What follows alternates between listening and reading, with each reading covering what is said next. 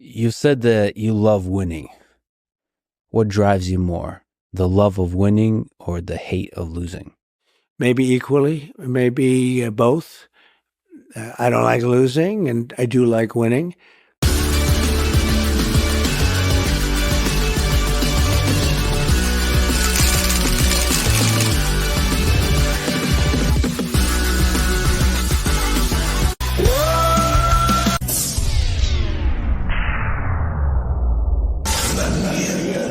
Say his name and he appears.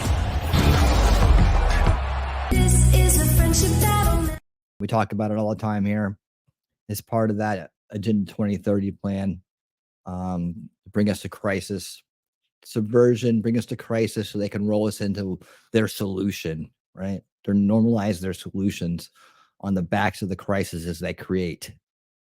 And that is what it is. That's what's underneath the veils, way outside this idea of a left and a right. There is well, let me just put it like this. You have people that are now realizing that, listen, this is not a left versus right thing anymore, okay? This is not a Democrat versus Republican thing anymore. This is establishment versus anti-establishment. And the key truth is this: Kamala Harris is the establishment. Kamala Harris is the ultimate DC insider. Kamala Harris is the swamp.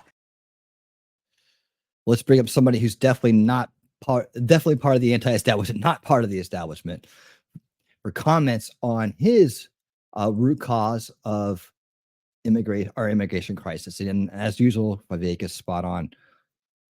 Brand new. Let's see what he has to say. Where I do think that the root cause, and I really mean this in sort of a root cause sense, not that it's another thing on the list of priorities, but it's pretty darn close to the existence of the root cause of so many of our perils right now. And even the immigration crisis, which I think is going to be a centerpiece in our discussion, is the existence of the nanny state in the United States. I mean, I think if you dismantled the nanny state, you effectively have solved 70+% of the immigration problem in the United States, because that's the magnet that draws people over.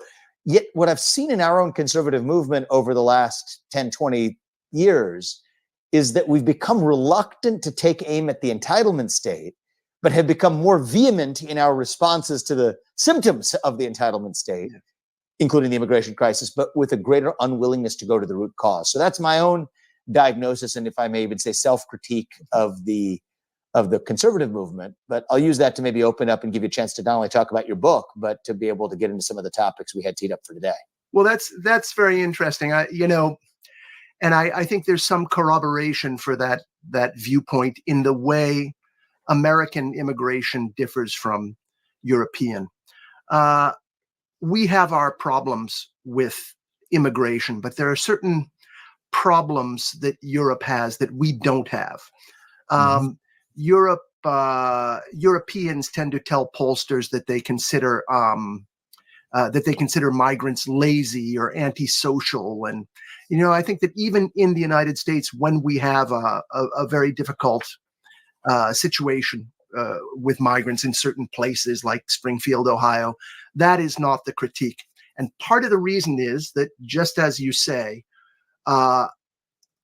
we have a nanny state that is less well developed than Europe does, or to the extent that it is well developed, foreigners, including newly arrived immigrants, have less access to it than they do in Europe.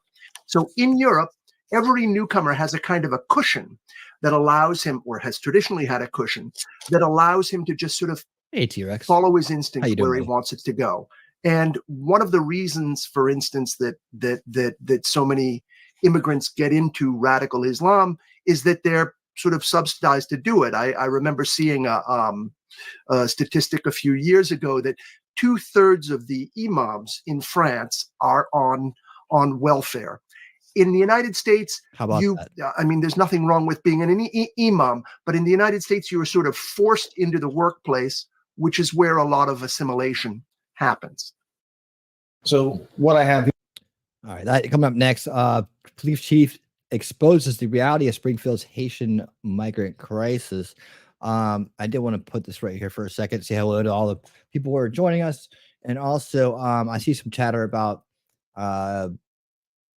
immigrants being dumped on Indian reservation, Native American reservations, Indian reservations, whatever, however you want to say it. So let me see.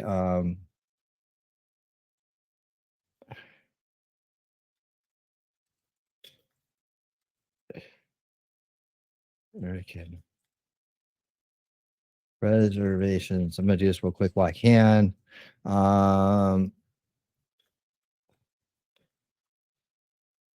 Yeah, find anything about that.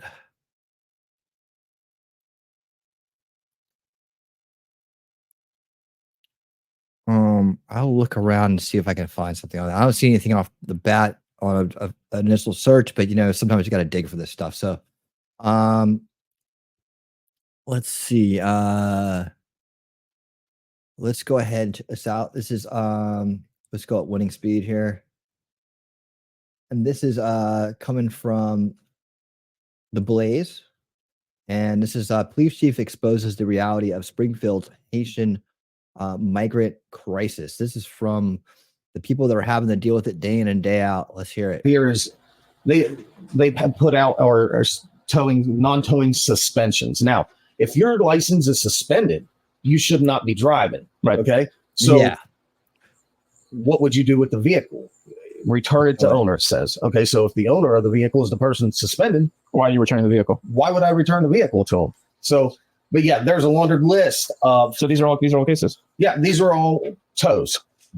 Yeah, if you here in Georgia, if you are driving on a suspended license, whether you know it or not, and they'll pull you over and you will go straight to jail, and they will tow your vehicle. Some cops will be nice and give you maybe a chance to call someone to come get the car just to avoid, I guess, extra work on their end. And maybe they realize it's an unfortunate situation for you. You didn't know that you were actually driving on a suspended license. That happens a lot due to technical, issues.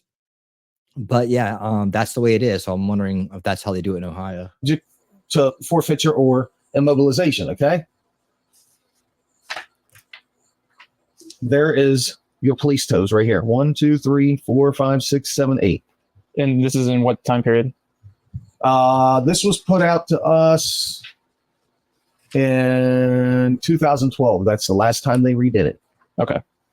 So, I mean, obviously that's old, but there's probably less towing now. But as you can see, and so what's the public safety impact of that? The impact is that people that shouldn't be driving are out there and they're allowing them to drive. And then when you have an accident, who's at fault? Then and a lot of these people aren't even getting cited after they get in the wreck. So everybody's insurance is going up. People are losing their lives. I mean, it's a big impact on it. And that's why when we were talking last time, that's why you guys make sure that you tow their vehicle, because that is the only way to get them to stop, or at least try to stop them.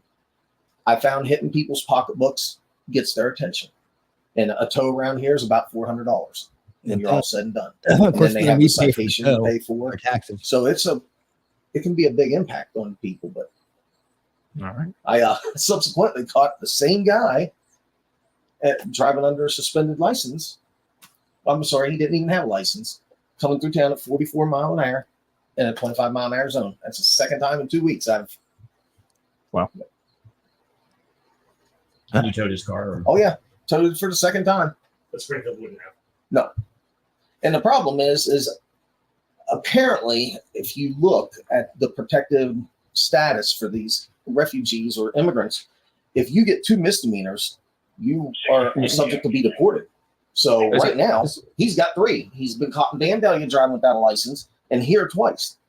So, but what will happen? But right, it's a matter of there's going to be any repercussions of it. You were last time I was here. You said to me that the radio systems with Springfield had changed. Like what exactly was going on with that? Well, we were able to hear them on the radio, and apparently they have decided to go silent or incognito. However they decide to do it. So we don't know what's going on in the city. That happened the day they brought the state troopers in to help them out. So after that, we have no idea what's going on now. So does that make things harder to communicate with the city for if there's something that comes over here? Because I mean, you guys aren't that far away. Yeah, well, that's exactly the problem. All We were this just talking about it, that there was a threat at the school today. I couldn't hear it. I All just this caught effort. wind of it from another guy, from another chief that's Something. right next to the city. Right. And he had said, hey, so yeah, that makes a huge impact for us, because if they have a shooting in the city or they're on a chase in the city and they end up in the county and I don't know about it, I mean, they'll come through. We've had them come through Tremont at 100 miles They an hour. break the lines of Think communication. about that. It's a 25-mile-an-hour street with little kids walking around on it, and they come through it. Why would you think they would make things hard to communicate with other municipalities? I think it's because of all the negativity that they've been receiving. All the immigration things and whatever. They just and people are complaining because they're not doing what other departments are doing. And so therefore, how do you alleviate that problem? Nobody can hear what you say and they don't know what you're doing. So they don't have to answer to it. So, Chief, what could have been the alternative way of doing this? There was an alternative way that would have been beneficial to everybody involved. I just want everyone to understand that we're not against the Haitians. We understand anybody that has a heart, that has any empathy, has any intelligence. When your home country is the way Haiti is right now, you want to get out. You want to find safety and you want to take care of your family and yourself. So, and with that being said, if they would have brought those people over to America and they would have assimilated them to our culture, if they could have found just a one local centralization place to put them and teach them how to read, how to write, how to drive, how to get jobs, assimilate them to our culture. And then they could have took these people and we would have already known that they had these camps for them to help them out. And they could have went, to like Springfield, said, hey, Springfield, we've got 287,000 refugees from Haiti. Can you help us out? Can you take any? And Springfield's government little system there could say, we could take 20,000. So they send us 20,000 Haitians. Okay. Now, then they go to Xenia and say, Xenia, how many can you take? Oh, we could take 40,000. All right. So you send 40,000 there. So now you're not putting a hardship on just one place. You're not just slamming them in and nobody knows what to do. They don't know our culture. They don't know anything about us. We don't know anything about them. So we assume the worst. That's how we are. So with that being said, if they would have taken the time, instead of worrying about the elites lining their pockets and just took the time, this could have went so much smoother and been so much more beneficial to everybody involved. But instead, and so because that didn't happen, how do you think this ends? Or what do you think is the end result? Well, we're seeing the end result. You've got a city that's in absolute turmoil. Everybody's against everybody. Evelyn, I spoke to a young Haitian lady that I pulled over on the weekend, and I talked to her and I said she had drove through around a barrier. Everybody was doing it. And it was just set there for the weekend. They had just paid the bridge. Everybody was able to drive over. Your normal traffic was allowed over. So she had her license. She had her insurance. She had a registration. Everything was squared away. So obviously that didn't result in any citations or anything. And we talked for a little bit. And I said, it's a little crazy in Springfield right now. And she's like, yeah. I said, well, I just want you to understand that we're not against you Haitians, okay? We want you to be here. We just don't like the way our government puts you here. It doesn't help you. It doesn't help us. And she started to cry. She's like, I thought you guys just hated us. I said, no, it's not you. It's the way the government does things. So, we kind of build a little bridge there, and that's what it's all about. I don't have a problem with them. I understand what's going on in that country. I read, I listen. I've been there. I know what that third world country is like. So I can't blame them for wanting to come to a better place to better themselves and their family and their lives, So, but the way that it was done, the end result is we're just going to constantly have turmoil because they don't know how. They haven't adjusted to our culture, and we are not going to adjust to theirs, obviously. So here we are. We're I really don't know what the end result will be, but right now it's not good. Not pretty. It's not good for either side, and that's a shame. So, yep. And while it's part of the biggest problem that's going on, confidence in our government, this agenda they have, right? They're doing things in a very bad way. Haitians aren't coming across the southern border. they're being flown in, right? But the whole process of flying them in, they should be bringing them in, vetting who they're bringing here, right? Vetting who they're bringing here, and they should have to, go through an assimilation of sorts before they even are dropped in any place at all. If that's what you're trying to do, if you're really trying to help people escape a bad situation in Haiti, and it is bad there, trust me, it's very bad. It's one of the worst places on earth, I think, to live right now. And you can take the Clinton Foundation and other people that have been screwing over that country forever, but they're kind of caught up in this whole situation as well, with the open borders, and it's just this whole idea is like, we already have a border issue, but yet we're trying to drop tens of thousands of people that don't know the language, that don't understand the laws, the rules, anything else about the country in small towns in rural areas. That's a weird strategy. It's sus to the max. It shouldn't be happening. And if they're really trying to help these people, they would, give them a place to learn how to assimilate, right? I hate to use the word education camp, but I mean, they already have asylum facilities everywhere, right? And those aren't for education either. Those are come here, hang out, get your goodies, and wait for things to happen so you can leave or go somewhere else or whatever, right? Which is awful as it is. It's incompetent. It's a bad system as it is.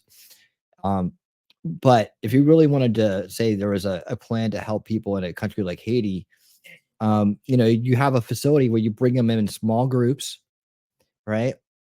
And they go to a point where they got to pass a certain amount of tests to be let into the larger population. And if they can't, or if we find out while they're there, they're a criminal, they got some bad habits, they're trying to commit crimes, whatever, then they can be taken out of those safe and secure facilities and put somewhere else. I mean, that doesn't seem like that would be that hard to do. And it seems like it's a lot more humane than just dropping them in a place and then having something like this happen to Americans. And, people are seriously getting injured, losing property, losing lives. It's insane. And again, the fist rots from the head down, and the incompetence of the establishment is not only inherent, but it's intentional, right? When you have corruption and incompetence at the top, the rest will follow. The rest will follow. Let's check in with see what's going on at the FEMA facility. Let's see, FEMA officials in North Carolina. Shocking interview here. Let's check this out right now. So yeah, people don't seem to understand that our resources are not endless. Yeah, exactly. And that it takes a tax on all of us. Like we're supposed to just, suffer because the world suffers. That's globalism, guys. That's globalism. And that's being slowly normalized, these different individual small crises. Death by 1,000 cuts. Let's go. Well, they have to move. Well, they're moving chairs. Okay. This is the first one you've seen, right? In Asheville. Hey guys, good. How are you? What can I do for you? Well, I'm Glenn, and this is Congressman Mills. Congressman Mills, how you doing? We're just wondering what you guys are up to. So they brought this in today, which gives us connectivity, connectivity, so we can do a lot more than we've been doing because all of our equipment works now. So they're registering. They're telling them over there. We're over here. I think tomorrow they're moving us over there somewhere more, but not exactly. And what are you doing? So what are the actually registering people for FEMA systems? Okay, so this is the check thing. Getting them in the system. Not just to check things, housing, checking generators. Okay. So long housing. Yeah, good. Good. But we're basically getting them in the system. You guys got here today? We've been here for 2 days. We got here yesterday. Yesterday we didn't have any connectivity, so we took 2,800 people, as near as we could count, coming through the food distribution line and through the gas station and handed them off flyers. We didn't even have flyers to get them. Our flyers weren't here. They get the pictures of our flyer. They're still I like it, Kelly. I like it. Giraffe to go online just to get them in the system. Also telling them they're going to be here eventually. They'll be at the RC located nearby at the Central Recovery Center and then go there for help. But the app is great. The app, they can go on. I agree, Ali. We need to. App, so they don't need it. Can I ask a question? We have to. One of the biggest problems, though, is that most people don't have the ability to even get on their phones to verify what is going on. How does people even know this application exists? You guys hear that? That would be the news media's job to tell But they don't have power. None of the news media. Well, I mean, I watch the news. No, the people who need the female assistants don't have power, so how do they watch TV? You would be surprised. They sit in their cars to charge their phones and listen to the radio. They're very well. That's how they knew the distribution center was here. So we're told to come here to get those supplies, and they don't know we're here really until they get here and we tell them and they see us over here. But it is plausible, though, that those who, one, are either cut off from the location because they're still rebuilding roads, obviously, at cable arrest, or doesn't have power, won't know even where this truck exists, or if it doesn't exist. Right, and there's no way actually. So we're DSA disaster survivors, right? So what we actually do, we work items like these, and we actually go door to door. We go door to door and try to knock on every door in the county. And we go at the direction usually of the emergency manager, because the fire chiefs are going to tell us where people are, where things are devastated. So we literally go door to door. So when does that start? That's way above my head. You're talking to Peon Eddie. Yeah. You're not talking. Do you want to talk to my crew? You want to talk to my crew lead? Here, let me get my crew lead. She might have to be on. But again, that goes back to my point, which is that, okay, so I need to fill out a form. I need to scan a flyer. Yeah. How do I know this exists? Oh, the local media. Okay, well, they don't have power. Yeah. They might not have a vehicle. Right. So what? I saw a lot of them washed away. That's right. Hi. Ma'am, how are you? Hi, Patricia. I'm Glenn. This is Congressman Mills. Hello. How are you, ma'am? Good. So we're wondering, we just asked, when do you guys go door to door? He was telling that. After we get the general stuff done, we got to hit the mass people first, wherever the mass people are. So the mass people are here. Let's get them into the system as quickly as possible. Once we get the masses done, then we start going door to door. Okay. How do people know you're here? We just got here. You just got here? We were here yesterday. Yeah. And today's our first day with this unit. Yeah. And then tomorrow we're going to move the unit up by the car wash. Oh. Yesterday we couldn't do anything besides give them the information because we didn't have any Wi-Fi. Right. I will say, and this is just someone who's, we got lucky enough. Glenn actually spotted it before I did. But I think even having this vehicle more towards the front of the road where people even know that it exists, for visibility, with people coming by, might actually. Yeah, we were in a van with 8 people. I was the only one that saw it. No, that's what we're going to do. That's what we got to do. We just needed a temporary spot to turn around and get things up and running. Yeah. And the guy that's running this facility here, I spoke with the manager here. He said this would be a good spot. The guy that's running the parking lot, who's a different guy, I didn't know that. He said, so the car wash would be better. And I was like, boy, that's really smart. Yeah. Okay, so that's where we're going to be set up tomorrow. Good. And we should be doing registrations. Well, we'll be here between 9 and 10. We're all coming in from Charlotte. He'll be here a little bit earlier. And then we'll start tearing down about 5 o'clock so that we can get out of here. Great. Because we don't necessarily go door to door. It's not my cadre anyways. There's 23 different cadres. Oh, I know. I understand how the bureaucratic levels of departments work. Yeah. So they don't always work fair together. Yeah, we concentrate in getting people into the system so that we can get them financial assistance right away. And it's happening like that. Are you guys recording me? Yeah, he's filming. Yeah, we're here. He's filming us. So, one of the first things that are coming out is special needs assistance. Right. And that's just a little bit of into the account. People are going to think automatically that that's all they're going to get. No, that's not the case. That's just the beginning. That is just the beginning, because then there's going to be another much larger drop, and then there's going to be other things. But we still have to go through and verify the damages that have been done. Yeah. And that you own the house and that you are the renter. So you can limit the amount of fraud, which we've seen in other areas. We got it. Thank you very much. Absolutely. Thank you. We are all from different parts of the United States. I'm from Montana. Are you really? Florida. I'm from Texas. Oh, where are you guys from? Where are you guys from? From Tennessee. I'm working out. These are official first day. Bunch of bullcrap that was. They got here yesterday. Official first day. We're tucked away almost. No, she's where the masses are. She's where the masses are. Well, again, though, it still hasn't answered the question, which is that. Adam was You're in still- area. Yeah. No, she was up. She's where the masses are. Can't you see the masses lined up? They're not even in the right side of the parking lot. You want to be where the masses are, you put signs at least, or your stupid little table in front of where the food is. And she said, but then you question, you said, when? He goes, well, that's above my head. Yeah, and then so let me talk to my manager. Oh my gosh. And then the manager said, no, we don't go door to door. I don't know when that happens. That's a different department. Oh my god. You're kidding. No. Exactly what was happening. No, it was that is when Glenn went silent, I knew he was done with this. Oh, I was done from the very beginning. I could see these guys. But again, though, you wouldn't have even spotted them, Glenn. I know, good eye. Who knows that they were back here? And again, my recommendation I thought was pretty common sense, which is, hey, for more visibility, maybe you put yourself on the main road. Yeah. You want to serve the quote unquote masses. Let's go ahead and get mass visibility. The food and the stuff is down there.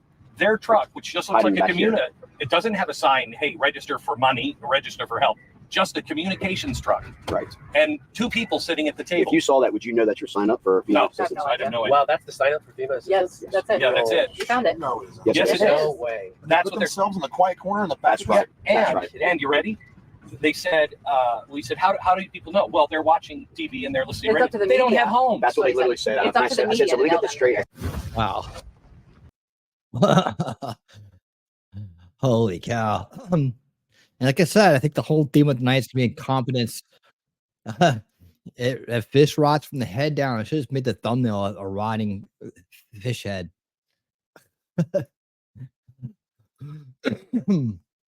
That's all we're seeing. That's all we're seeing.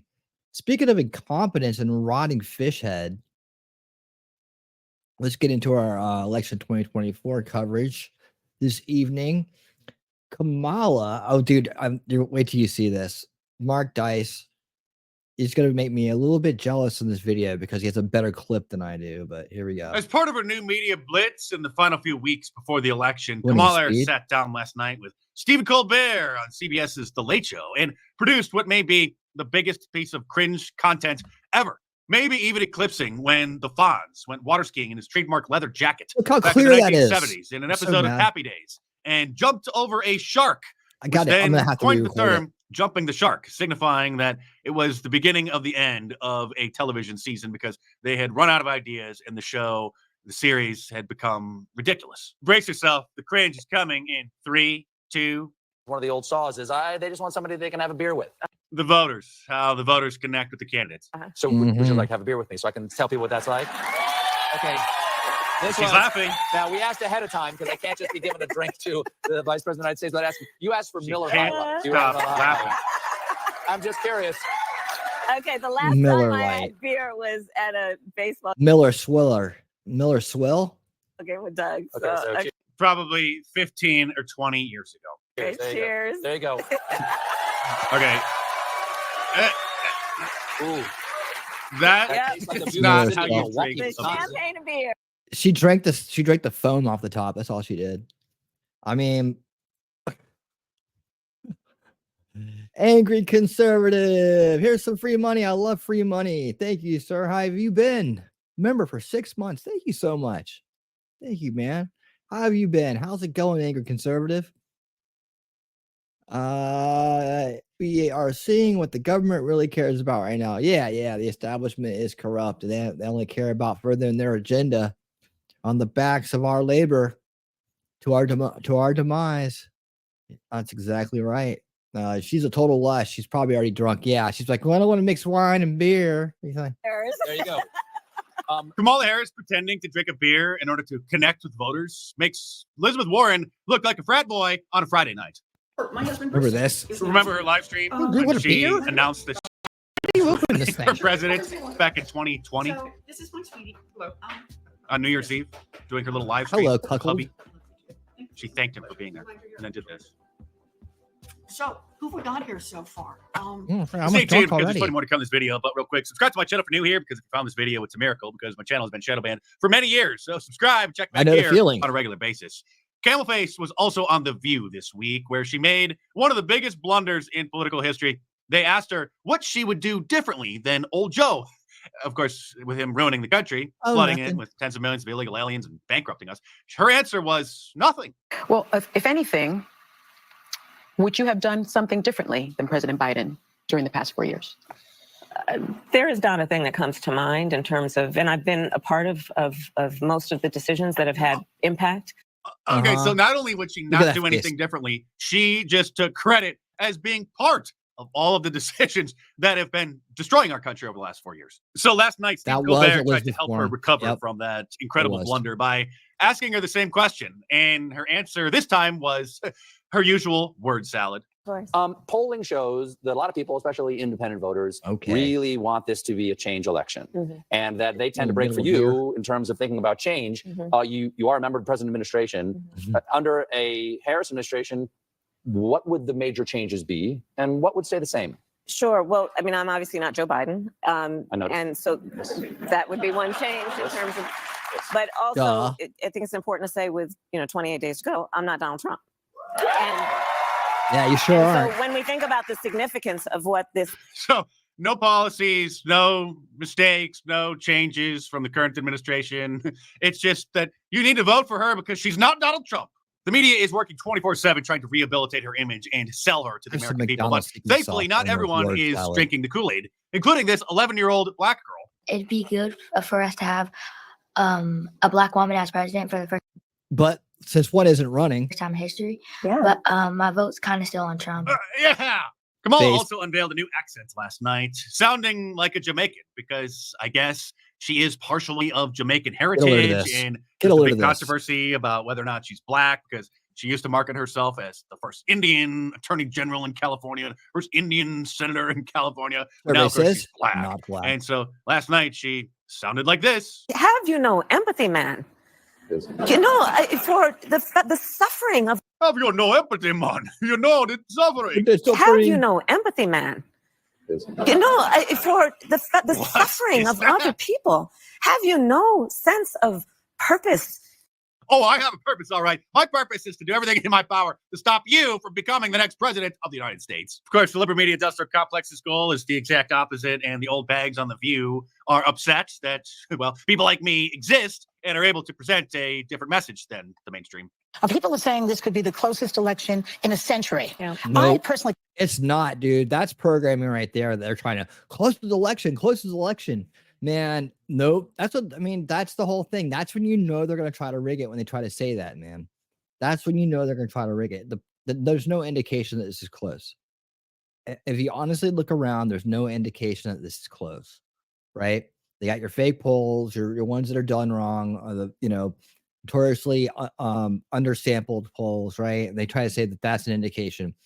Yes, he's going to get votes. Yes, they have mind control victims and party loyalists that are ready to bend the knee to the establishment so that they can then be wiped out by it later on. Yes, there's those people are out there. They're TDS and Marxist brainwashed, all that stuff, right?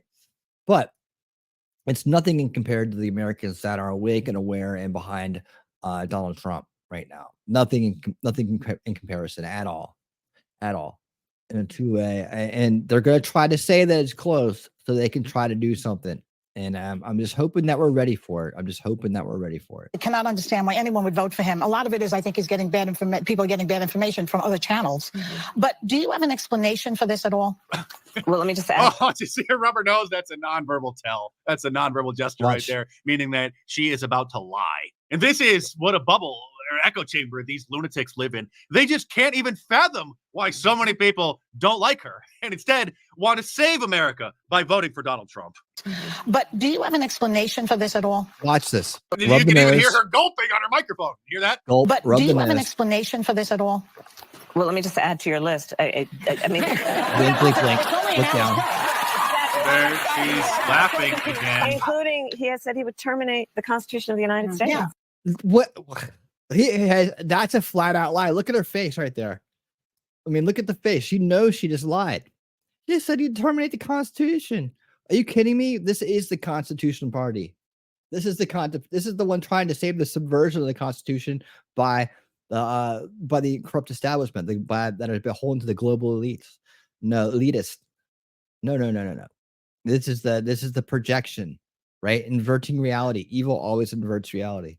And there she is doing what the Democrats always do, accusing Donald Trump of the very thing that they themselves are guilty of. Donald Trump warned that the Democrat policies are going to terminate the Constitution. And so now, of course, as usual, they're saying that he said that if he's elected, he would terminate the Constitution. And they keep accusing us of spreading fake news and conspiracy theories about FEMA by pointing out how much money has been wasted, and resources wasted on the illegal aliens who have been invading our country. Like this New York Times article from just back in May of this year, admitting why New York City hotel rooms are so expensive.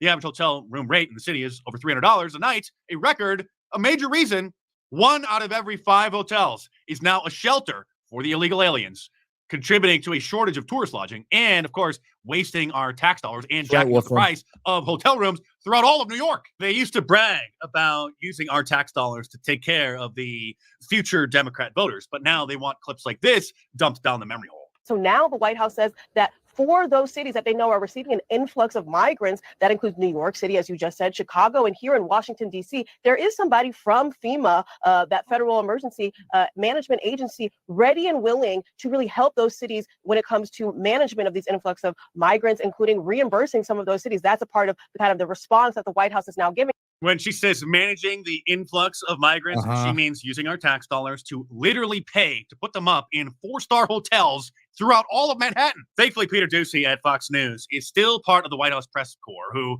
can confront Karine Jean-Pierre about these issues. The administration has money to send to Lebanon without Congress coming back. He's talking about Kamala announcing that she's giving Lebanon $150 million more of our tax dollars because Israel attacked them using their explosive pagers, because we're always cleaning up Israel's mess.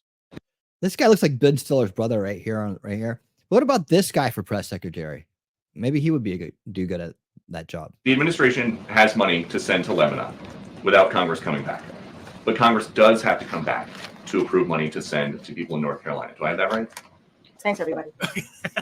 Okay, so this was a cheap fake, as she would say, but she didn't answer the question. She did get upset and did leave, but this is a joke. This is not, however, this is just another article from 2 years ago from New York City. Federal funds approved for cities handling the influx of asylum seekers.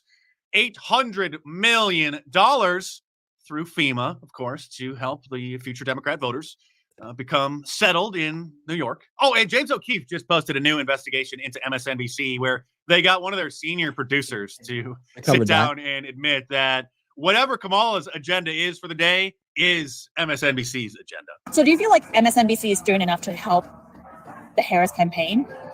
I mean, they're doing all they can. Meet Basil Hamden, a writer and producer for MSNBC's weekend show, Iman. Basil also reveals that, quote, what her message of the day is their MSNBC's message of the day. What have they done to help the Harris campaign?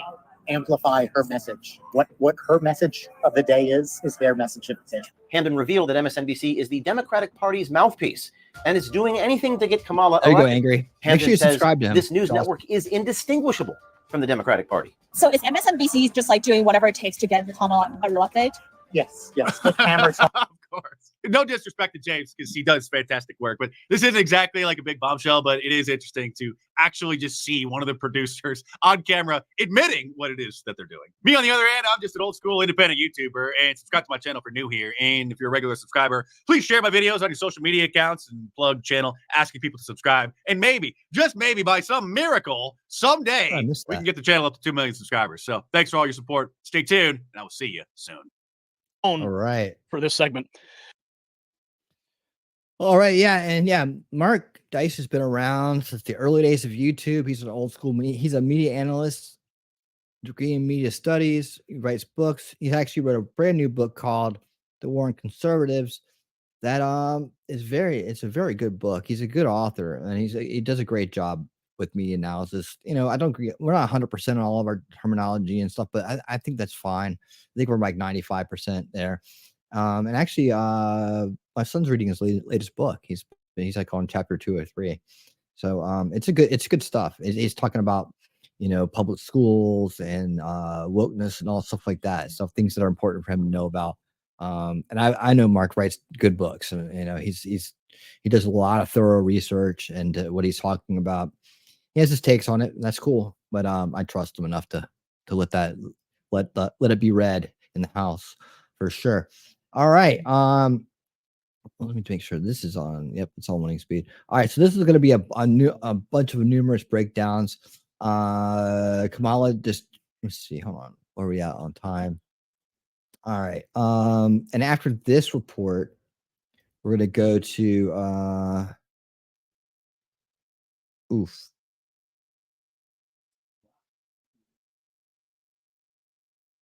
into Rig Watch. I'm trying to just make sure I'm doing my timing right here with the pieces that I'm showing here. Let me just take a look at this real quick. Yeah, I think we're only gonna do like about 15 minutes. That's all right. Cool. All right, here we go. Just want to make sure I got my timing all straight on this. All right, guys. Another shadow. See, I'm finding out what I'm doing here. is I'm finding content. I'm showing a lot of old school people that I've been watching for a long time that I can trust, people that were part of the Ron Paul revolution, and also people like myself that have been shadow banned. They have much larger channels, much larger subscriber counts, but yet are facing issues, right? That YouTube has put upon them, and trying to limit their reach, trying to silence them without, outright just taking their channels away, which would cause a backlash because of their size and their notoriety. So like Mark Dice, he's been at like 1.3 million for years, right? And there's no reason that he shouldn't be growing like everybody else. And he realizes what it is, right? When you're over the target, you get the most flack. And there's no reason why his channel shouldn't be at 4 million subscribers by now. So he's shadow banned like you wouldn't believe, like a winning reality right there. Now my next content, I guess I'm trying to look for a word for it, whatever. The next person I'm going to bring up is Gary Franchi from Next News Network. Now he's also in the shadow ban category, but he's also been demonetized. Like he's been demonetized for absolutely no reason. He's got his own production. He's been doing this for decades, and there's absolutely zero reason why this channel should be demonetized at all, right? So I try to feature people that are not out there grifting or not out there, and they tend to do the best work. They may address some things, but they don't get all wrapped up in it. It's not everything's not some capital letter bombshell that let's jump on something when we don't really know what we're talking about. These guys are a lot more thorough and they're a lot more seasoned. So I'm enjoying playing a lot more of their content here recently, and you can count on me adding me analysis to what they're doing and going off that, since it's their full-time jobs, and I do this as as well as work a full-time as well as work a day job. So it's great to have great aggregate, people who put stuff together like this that I can then go through, use my immediate analysis talents with, and then bring you guys the best news, the best information, right? And give you the base takes on these things. So here we go. I just want a quick little explanation that back to back, we got two people that are definitely suffering from shadow ban and issues that they don't deserve because of a very unfair system. Let's go. Here at the Next News Network, Tim Walz has insisted that the American public can trust him to fulfill his promises if elected vice president, despite allegations that he has lied in the past. Tim Pool posting 60 Minutes obliterated Harris Walz. Tim Walz gets called out as someone Americans can't trust. This is on 60 Minutes. Let's watch.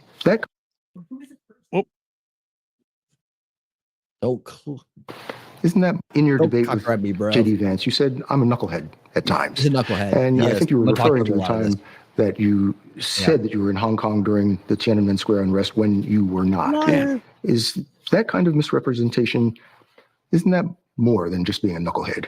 I think folks know who I am, and I think they know the difference between someone expressing emotion, telling a story, getting a date wrong by rather than a pathological liar like Donald Trump. But I think it comes down to the question of whether you can be trusted to tell the truth. Yeah, well, I can. I think I can. I will own up to being a knucklehead at times, but the folks closest to me know that I keep my word. Really in your debate. Okay, so he doesn't really think. See, the thing is, Timmy can't afford to have a knucklehead a heartbeat away from the presidency. The country can't afford that. Oh, I'll just admit when I'm a knucklehead. How about not? How about just pack your shit and get out? Okay. America doesn't want a knucklehead. I'm surprised that the 60 Minutes had the balls to push Tim Walz.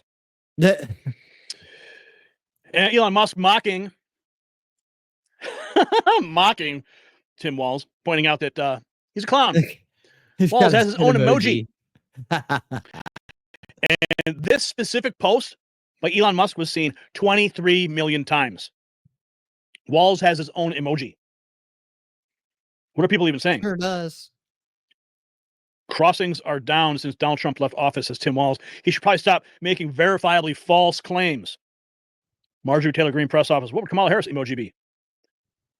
Paul Zapula says It's blatant lying. He repeated it for many years. Juanita Broderick, Walls equals clown, fire.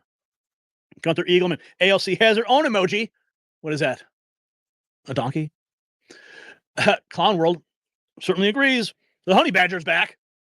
Oh, that looks like a mugshot, doesn't it? Elon Musk breaking the internet with just a few words and an emoji. Tim Young, Kamala and Walls made the perfect Trump ad. Yes, they did. Kamala claims she wouldn't change anything Biden did and help with everything. Walls says we can't take 4 more years. Let's watch this. I don't think this is a real Trump ad, but I think someone put it together, but it's perfect. It's perfect. And would you have done something differently than President Biden during the past 4 years? We saw this. There is not a thing that comes to mind in terms of, and I've been a part of most of the. Can't afford 4 more years of this. We just need to move past the failed policies that we have proven don't work. I'm Donald J. Right? Trump, and I approve this message. That's the best ad right there. That's the best. And I've been a part of most of the decisions that have had impact. We can't afford 4 more years of this. We just need to move past the failed policies that we have proven don't work. I'm Donald J. Trump, and I approve this message. Would you have done something differently than President? I mean, who says so that? good. 4 more years of this. We just need to move past the failed policies that we have proven don't work. I'm Donald J. Trump, and I approve this. Who says that we have to move past the failed policies we know that don't work? Right. She's just admitting her policies are garbage. This is the language that comes out of her mouth.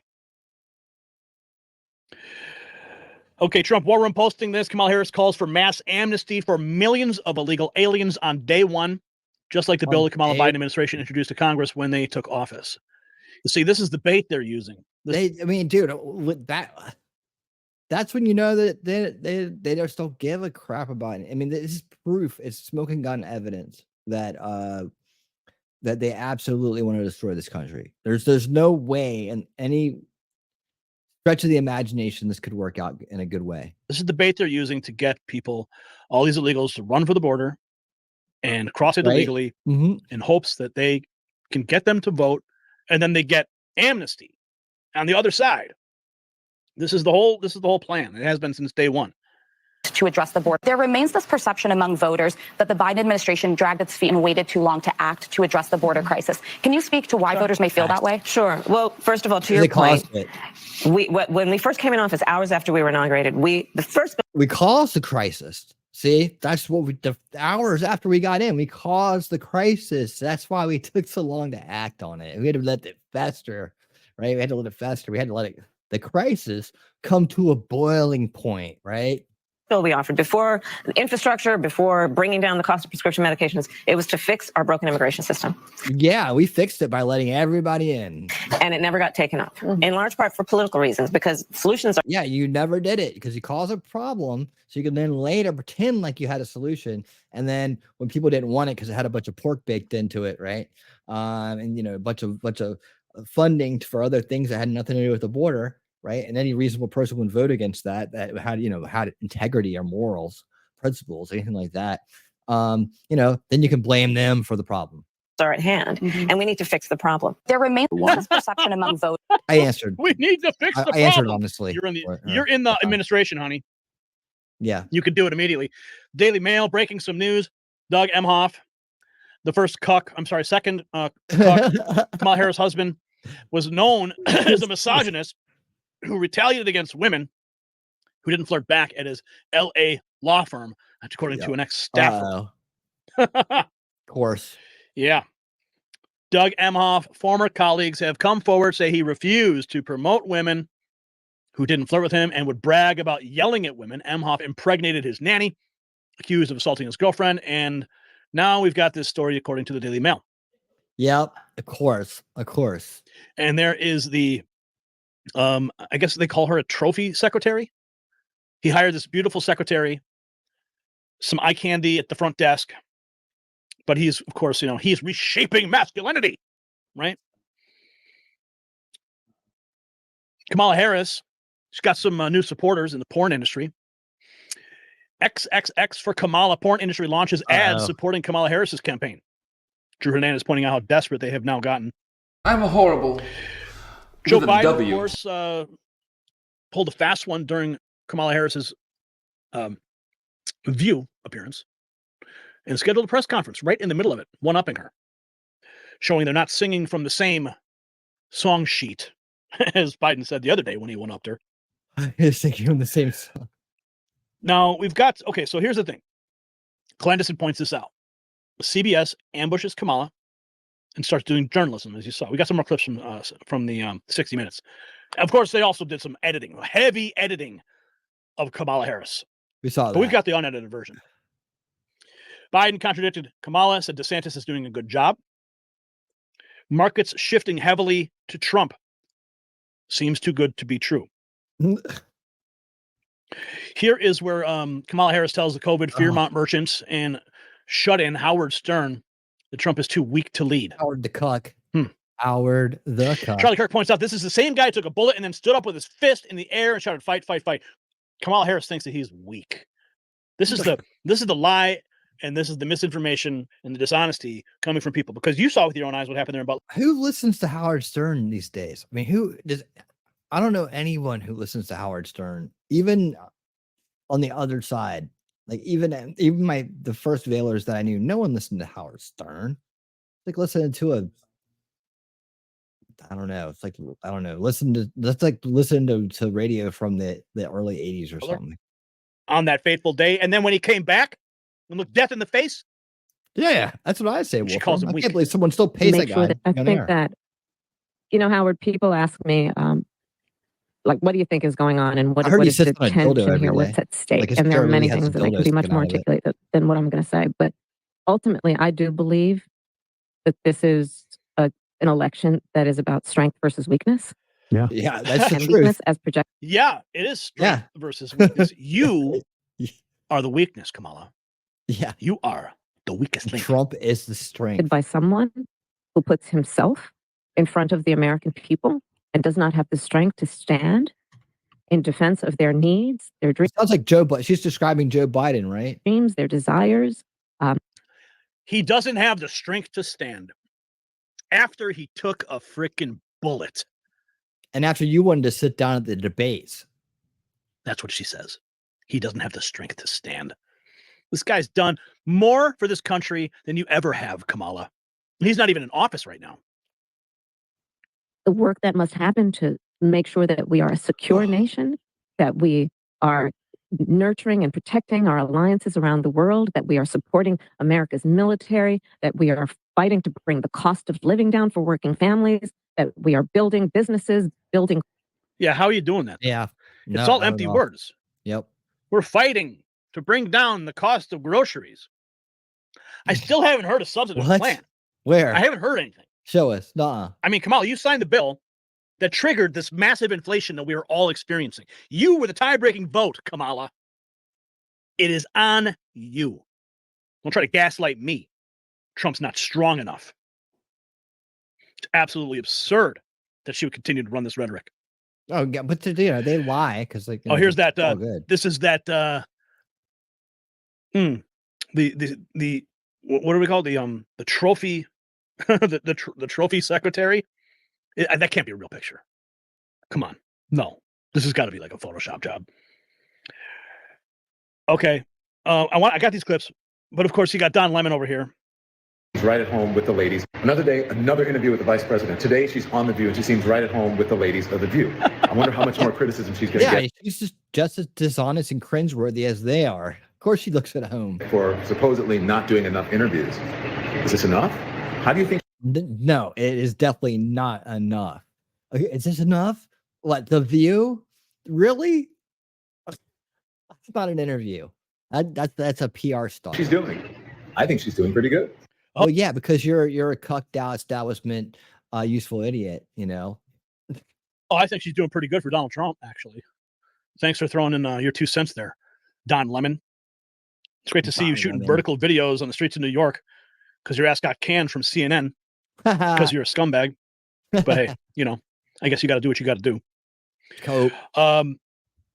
There's a clip. I'm trying to find this clip I had set up for you guys. Oh, where is it? It's so important.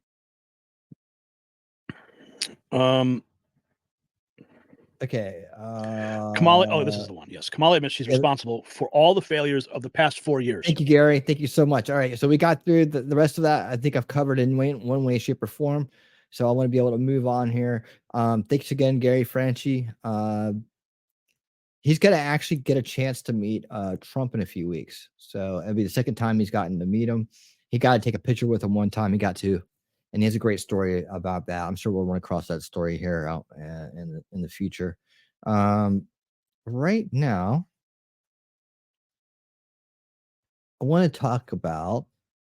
Let's see. Let's do some Rig Watch here. All right, Rig Watch is the section of the segment on the show where we look and see how they're trying to rig the election, what they're trying to do. We're trying to keep up to date on all their little antics. And let me see how I want to put this up. I think I'm just going to do that. There's another report we got to go through. All right, so here we go. We're going to bring up Robert Gouveia Esquire. Come on down. And he's got a little Rig Watch report coming up here. Check this out. This guy right here is responsible for registering people to vote who are not citizens. Now, I'm looking into how to apply for citizenship. Gather all the friends who want to register, and I'll register all of you. Do you know if there's a way to register to vote here? Do you want to register? If you'd like, we can get in touch. I can bring you a form to register to vote. Oh, do you have a driver's license in Arizona? Yeah. Okay, you just need that in your residency. What's interesting here is he's saying that if you have a driver's license, we'll register you, right? And in Arizona, you do not give driver's licenses to non-citizens here. The Oversight Project organization organized by the Heritage Foundation has released this new video. In Phoenix, Arizona, there's a store, and this guy right here apparently is responsible for registering people to vote who are not citizens. And the video was obtained by this fellow, muckraker.com, at Real Muckraker on Yeah, we know X, this guy. saying, join us in the fight to save the American Republic. The CEO is Anthony J. Rubin, and their details are here. But we know Muckraker, man. We've shown a lot of their stuff, and they do all the border. They're guys who took the walk on the border. In fact, it's in my critical data streams playlist on Rumble. You can find that video, but I do bring the Muckraker stuff up as much as I can. They do great work. This guy is offering now to register non-citizens. And so let me play a little bit of this, and I'll just read it for us so that we can get through it. If you'd like, we can get in touch. I can bring you a form to register to vote, is what he says. Okay. Are you a state resident? Are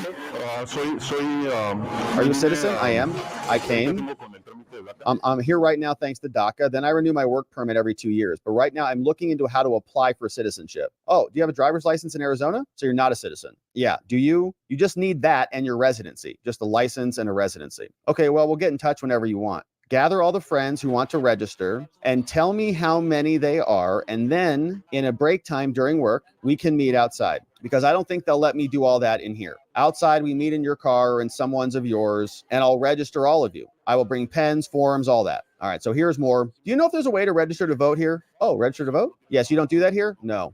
Okay. What do you mean? I just heard that a friend told me that people were registering here, or that they were providing information about it. He told me that it was here at Price. No, I'm not sure, because I work for an organization that registers people to vote. But I'm not sure if anyone was registering people here. Oh, really? Yeah. Okay. Well, I guess that's usually done at the DMV or somewhere like that. Yeah. Okay. Do you want to register? Well, I wanted to learn more about it. What do you want to know? I'd like to know a little bit more about it. Well, I heard that recently, several places like Washington and New York are implementing policies to assist individuals, yes, applying for citizenship in registering to vote. So I wanted to know if I can get more information about that. Arizona is doing the same thing. To assist you in obtaining citizenship? That too, and if I could register to vote. But, yes. If you'd like, we can get in touch. I can bring you a form to register to vote. Okay. Are you a state resident? Citizen? Are you? I am. I'm here right now thanks to DACA. Then I renew my work permit every 2 years. But right now I'm looking into how to apply for citizenship. Oh, do you have a driver's license in Arizona? Yeah. Do you? Okay, you just need that in your residency. Okay, yeah. If you'd like, I can give you my number so I can bring you a form. And when you come, if I'm here, I can help you register. Okay. Well, thank you very much. What's your name? Pedro. Pedro something. Thank you. Okay, you're welcome. Let's see. Pedro, putting it into his phone. Aguilar. So that's pretty funny. So I think they bleeped the name out and then they didn't bleep the name out. Or maybe the last name was bleeped out, but that was his middle name.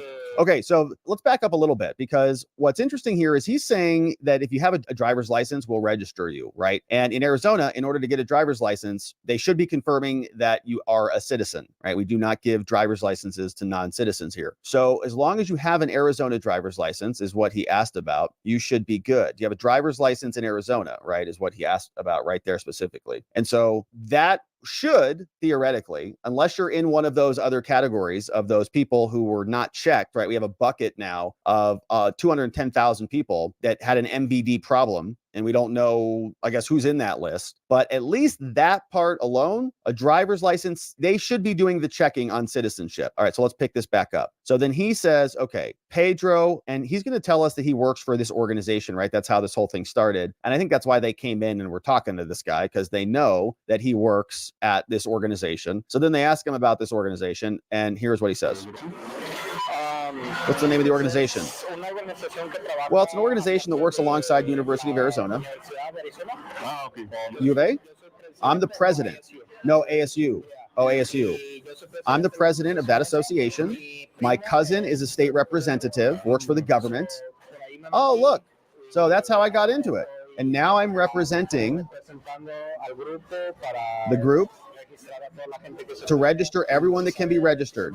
So if you know anyone else who would like to register, bring them the day you come. I bring the forms that are needed so we register everyone to vote. And how you been doing so far? Registering people to vote in the elections? We've had good results. Good results. Okay. But there's always someone missing. I'm curious because I have some friends who are also residents and are also checking into the procedures for obtaining citizenship. So he's talking to this guy. This guy's at the grocery store. So can you scan it? It's disabled, right? Do I need to scan this? No, it's disabled. So he says, all right, look, I'm also now checking about my friends who are residents. They want to also apply for citizenship.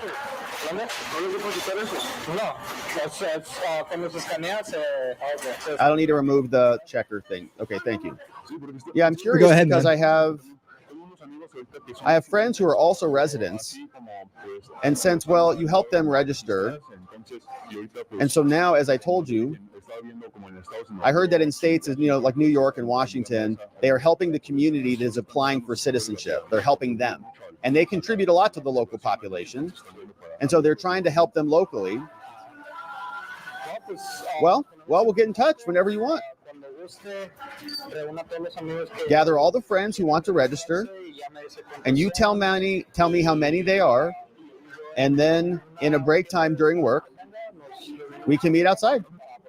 Because I don't think they'll let me do all that in here. Oh yeah, sure. Oh yeah. Outside, we meet in your car and someone of yours, and I'll register. Hey, how you doing this evening? I will bring pens, forms, all that. Okay. To register you, and so you can all vote. Oh, well, okay. Hey, Pedro, thanks a lot, buddy. No problem. Thank you very much.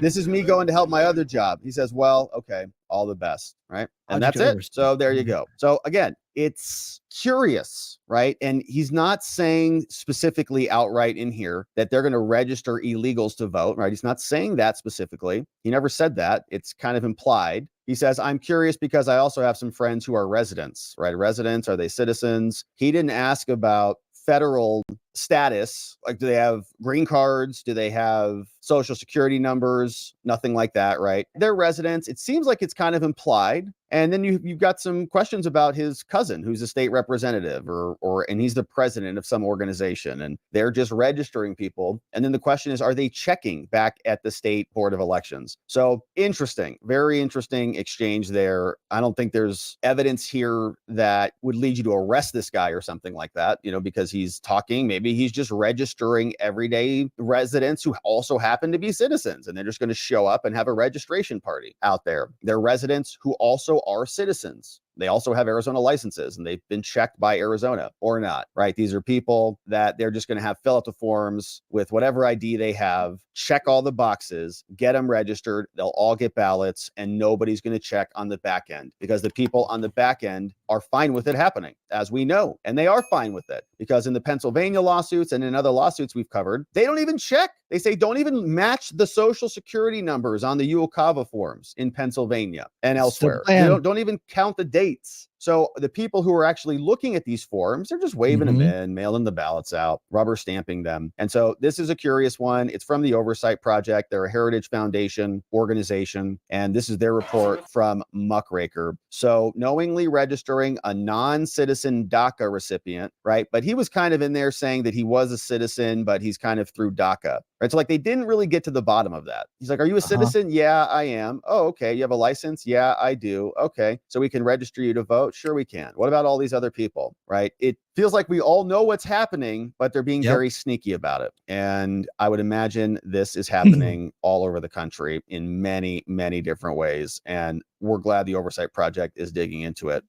A lot of people aren't aware of. Yeah, exactly. And you know what?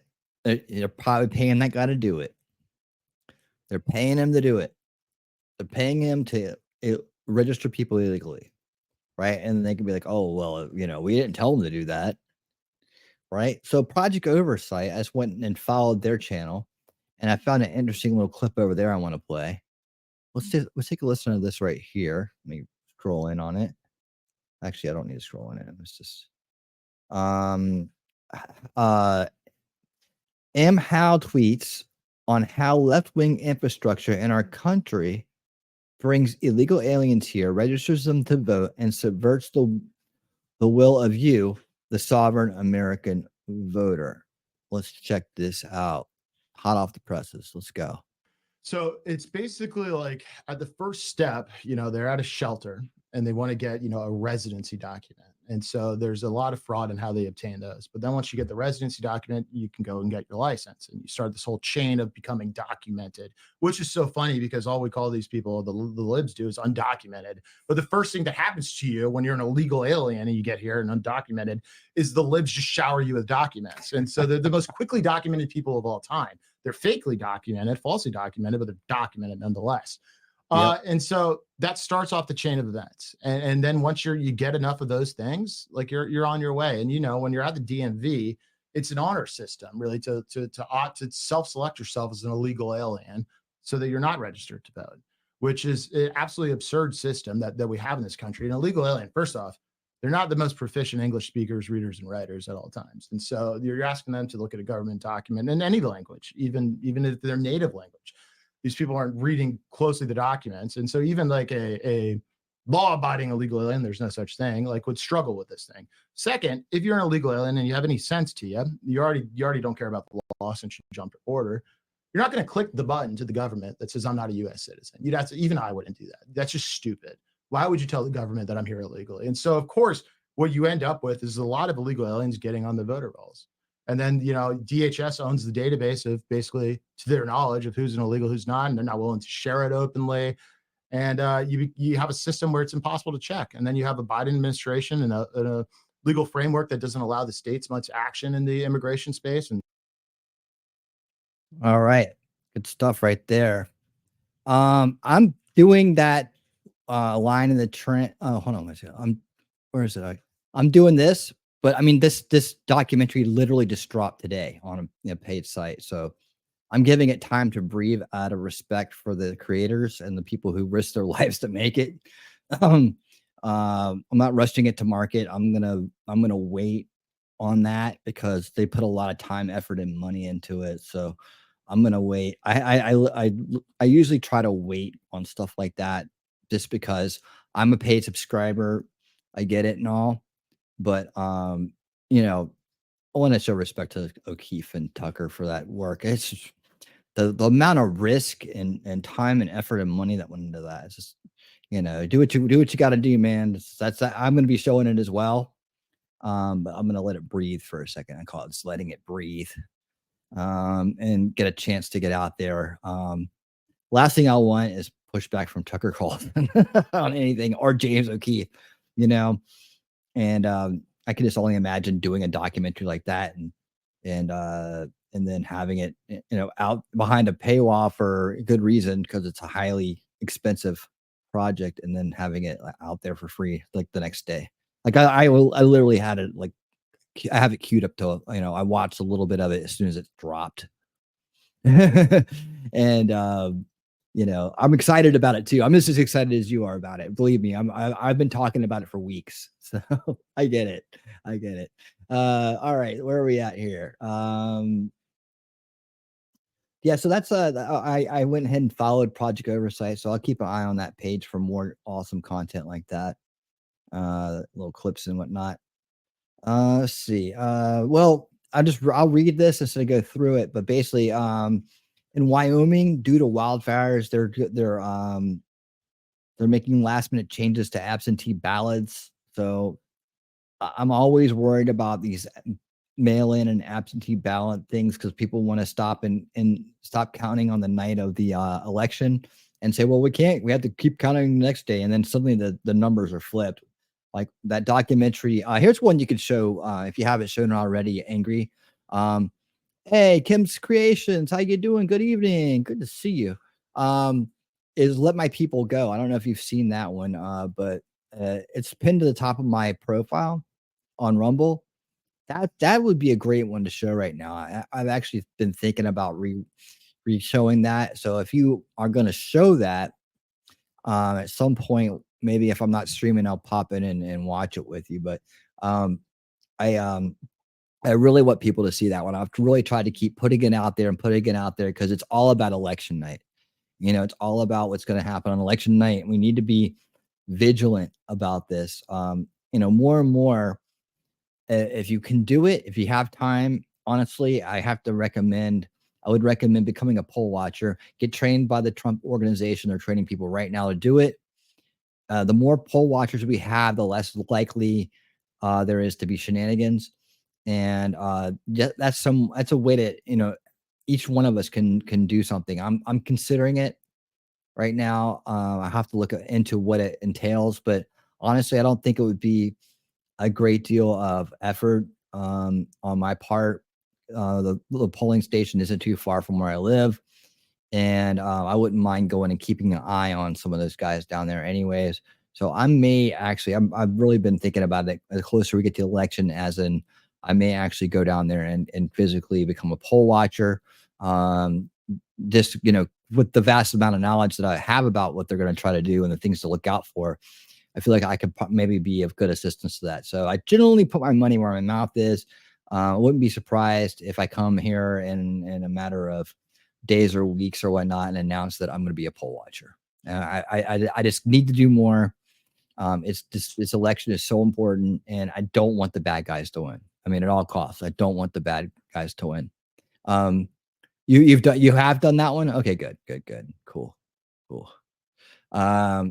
Good. I'm glad it's getting shown. It needs to be shown. More people need to see that, and understand how how on election night they're going to try to pull some shenanigans. The more people that know about it, the less likely they are to try stuff like that. That's the way it kind of works. Awareness has this energy of its own.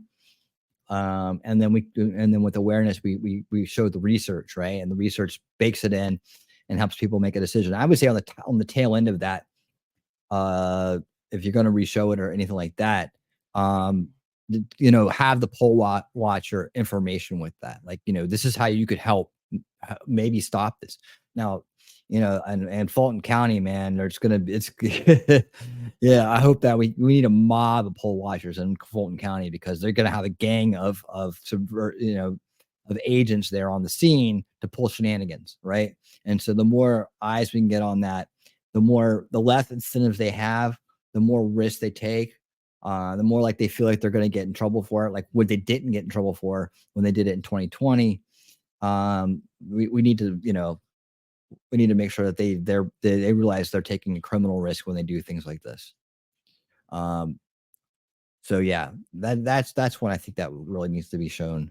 Okay, so we have this. We're gonna go to Gary for a quick report. And this is was just put out 16 hours ago, and this is more about Rig Watch. Caught on tape, line up Trump. Hold on, that's not it. What? That was just okay. Well, there's a guy that was out there that said some nasty stuff. It just basically, it was a professor that said, there's a lot of males out there that won't vote for a female president, and they all need to be lined up and shot. That's what he said.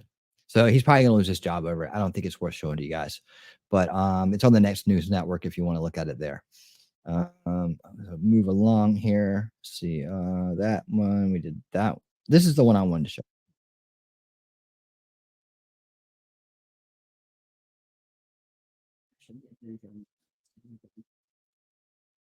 Screwing it up right now.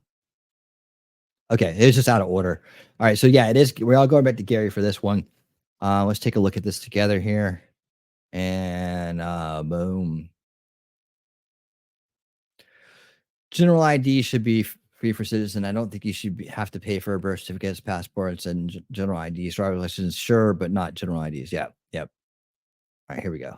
Okay, this just in. Winning speed. Natalie Winters posting this local report. Non-citizens now receiving flyers with instructions on how to register to vote for Harris Walls. Look at this. How many reports is that back to back when it's illegals voting? Remember the beginning of the season, I said that their entire strategy is going to be to try to get illegals to vote.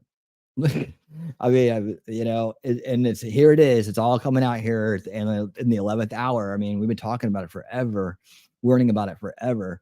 And I just hope that our side is on top of this in every way, shape, and form. An investigation by Fox 2 finds non-U.S. citizen migrant workers are being encouraged to vote in November's presidential election. Fox Files investigator Chris Hayes found this out after an employer of migrant workers alerted him.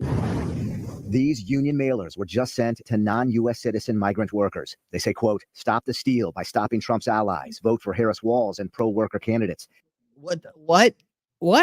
Here's 11 of the mailers addressed to non-U.S. citizens mailed to their workplace, which alerted Fox 2. The business, which specializes in landscaping, does not want to be identified. The company's manager told us their migrant worker employees who are from Mexico are all background checked and have legal H-2B visas, which allow their temporary stay here. The manager explained the migrant workers are also allowed to have union representation and that they pay dues to their union, called La Una. But the manager cannot understand why the union would send mailers to non-U.S. citizens, encouraging their vote in the presidential election. We tried. So not just illegals, but I guess legal workers, right? But not citizens. So non-citizens. We'll refine our rhetoric here and say their strategy is to get non-citizens to vote. Yeah. Repeatedly to get an explanation from Washington, D.C. based union La Una. 3 emails to their communications department and 3 phone calls. A 4th call also went to voicemail. We checked with. So that's just the tip of the iceberg, my friends. And of course, the Democrats are absolutely consumed. They're still consumed with anyone who questions the 2020 election. I still don't understand why they continually pound this into people's heads. I can only guess is because they're planning to steal the 2024 election. And they want to continue this election. That's usually how they do narrative, keep it front and center, as we just saw with Kristen Welker speaking to Tom Cotton on Meet the Press. Hunter Biden's lap. Different. I want to talk about one of the big moments this week from the vice presidential debate. We just played it in the open when Senator J.D. Vance refused to say that Donald Trump lost the 2020 election. I want to put this question to you, Senator, just to put this to rest. Can you say definitively here and now that Donald Trump did lose the 2020 election? Kristen, Joe Biden was elected president in 2020. It was an unfair election in many ways. I mean, you had states that were changing their election practices or election laws, sometimes in violation of their constitution. You had networks combining with big tech to suppress what. Did I show this one on Tuesday, guys? Did I show this on Tuesday? I'm trying to make sure I didn't notice. It's been 2 days. I may have showed this on Tuesday. If anybody remembers seeing this already, let me know in the chat. I'm trying to. Sometimes the days where I did. Okay, thanks, Wolfram. All right, cool. I did show this already, so good. Thank you. Sometimes I have so much in these playlists. You can see my playlist. This is Rig Watch, right? I got so much in here, and I just had to segment these out from a big master playlist, and so I got so much stuff in here that I get confused sometimes. The back-to-back shows, back-to-back. Ever stream, it never stops. You know how this how the saying goes. Thank you so much. I'm so glad you guys are paying attention. Thank you. All right. Well, I know I didn't play this one. Let's now jump over to and thank you for watching and participating in Rig Watch. Like I said, I'm really considering becoming a poll watcher. And I'm not talking about down at the local club, if you know what I'm talking about. Not that kind of poll. Not the kind people swing from. The anyways, checking to make sure Shelly's still awake. There she is. Okay. All right. Let me get this out of here. And okay.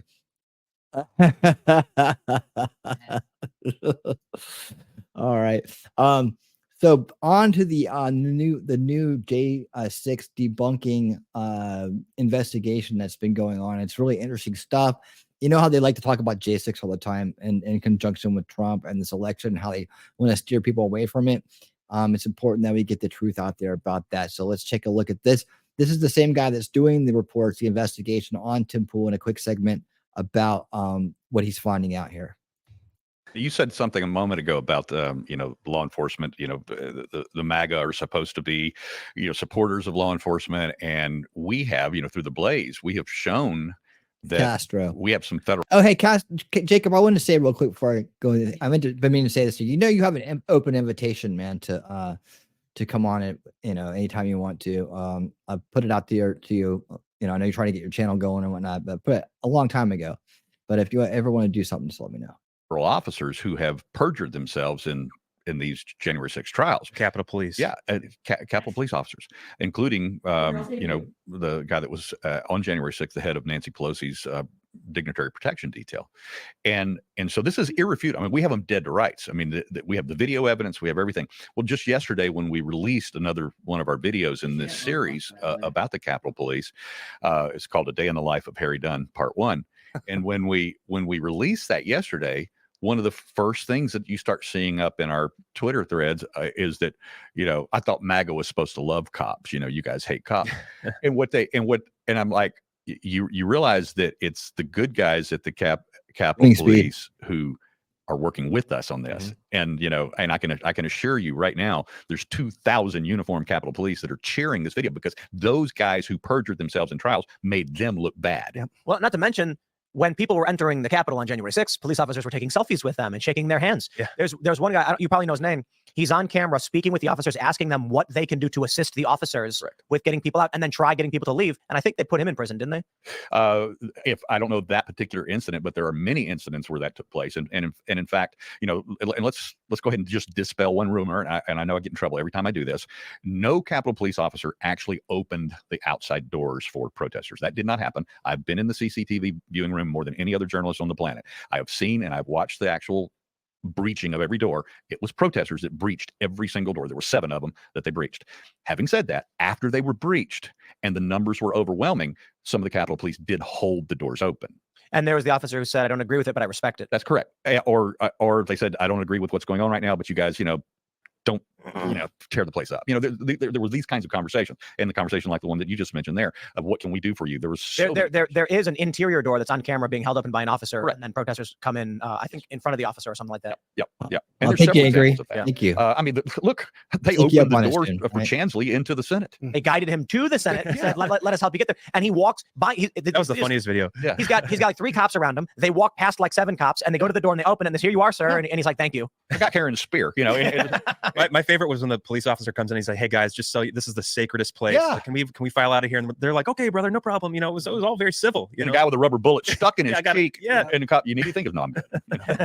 So you can't pray in the Senate chamber, but you can definitely film yourself. Whoa. Yeah. Oh, right. yeah. That was an insurrection, right there.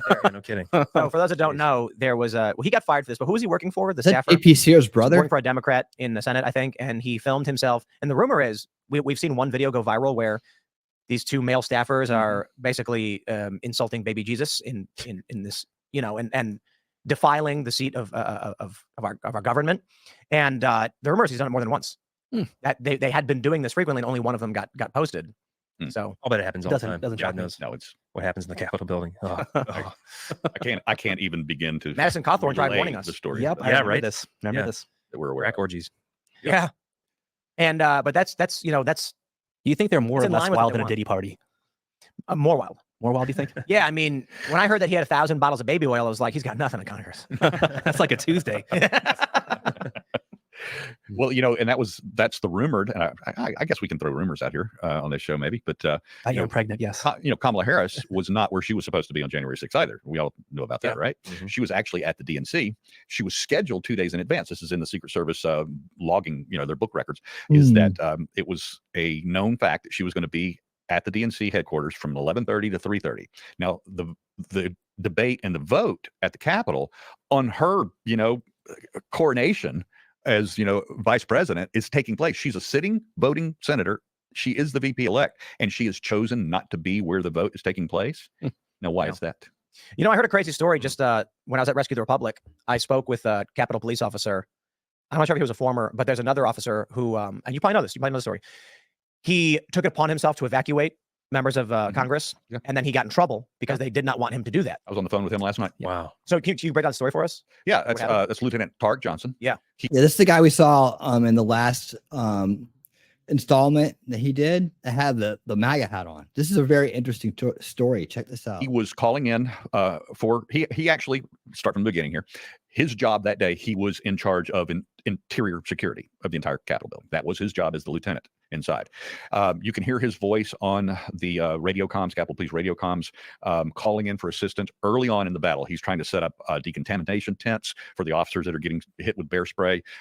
He's calling for water to be brought in to assist the officers in that regard. He then calls in the what they call the M4 units, the guys that are actually carrying the long rifles, the automatic weapons, because he says we don't want the. He actually says these words. He says we're not going to use deadly force. We need the M4 units to come in because we can't risk them being taken by protesters. They're, the automatic rifles. So you see all the M4 units start coming in right about 1 o'clock, or right about 2 o'clock. And so once it was absolutely apparent that they were going to be breached, he started calling in to headquarters, to the command center, to the officers or the chiefs, the assistant chiefs in control up there. We need help. What do we do? I need directions. I need to know. And there's silence. Total silence coming from the command center. No direction, no orders whatsoever. So he literally says on the radio, he says, I'll take the 550 and the 534. Those are like two documents, disciplinary documents. He said, I'll take both disciplinary actions, but I am evacuating the Senate now. You can hear him. We have a clear path out. Boom. And he does it. He takes it upon himself. He evacuates the Senate. 8 minutes later, he runs down once he's verified, and you can hear it all on the radio. Once it's verified that everybody's out of the Senate and he's safe, he runs to the House and starts the evacuation of the House. So he has embarrassed command now because he's taken the lead and probably done something they didn't anticipate, something that was not supposed to happen. The implication, I suppose, is they wanted members of Congress in those buildings to be confronted by, at the very least, the rioters on that day. That's exactly what they wanted. The photos of members of the Senate being shoved or yelled at, whatever it may have turned into. Yeah. And so I wonder, someone asked me, because we were talking at the Republic event backstage, well, why would they discipline him? Like why wouldn't they just tell him no? And because they don't want to be on the record and recording saying stand down. Okay, I have his entire OPR. That's the disciplinary report. And I acquired that actually before I ever met him. And I've known him for almost 2 years now. Well, almost exactly 2 years now. And again, his name is former Lieutenant Tark Johnson. And the one thing that he did that he became famous for was there was 16 officers calling in a distress call over the radio. It's all there. I have the radio comms. And when they called in the distress call, he got on there and said, okay, because they knew that FBI and ATF SWAT teams were in the building. And he calls for FBI, ATF to come over there and help get those guys out. No response. He even tells them exactly where he is outside waiting for them, for the SWAT teams to come. They don't respond. You can hear him on the radio say, basically, fuck it, I'll do it. He's the guy that took the MAGA hat. Wow. Actually, a protester put the MAGA hat on. He didn't ask one. Protester put the MAGA hat on him. He saw it and realized, this is my pass through the crowd. This is the Passover, symbol for me to get through the crowd. So he is looking for now, again, it's on the radio comms. He's looking for a bullhorn. I need a bullhorn. Somebody give me a bullhorn. He's calling on the radio. Somebody, I need a cop to deliver me a bullhorn to such and such place. He couldn't get it. He says it again. Fuck it, I'll get one. And he goes and finds one himself from a protester.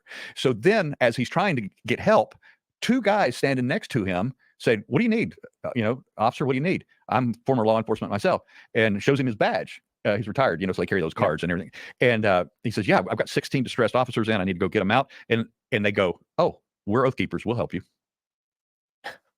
So one of them, 20 years law enforcement, former military as well, gets in front. He takes the bullhorn.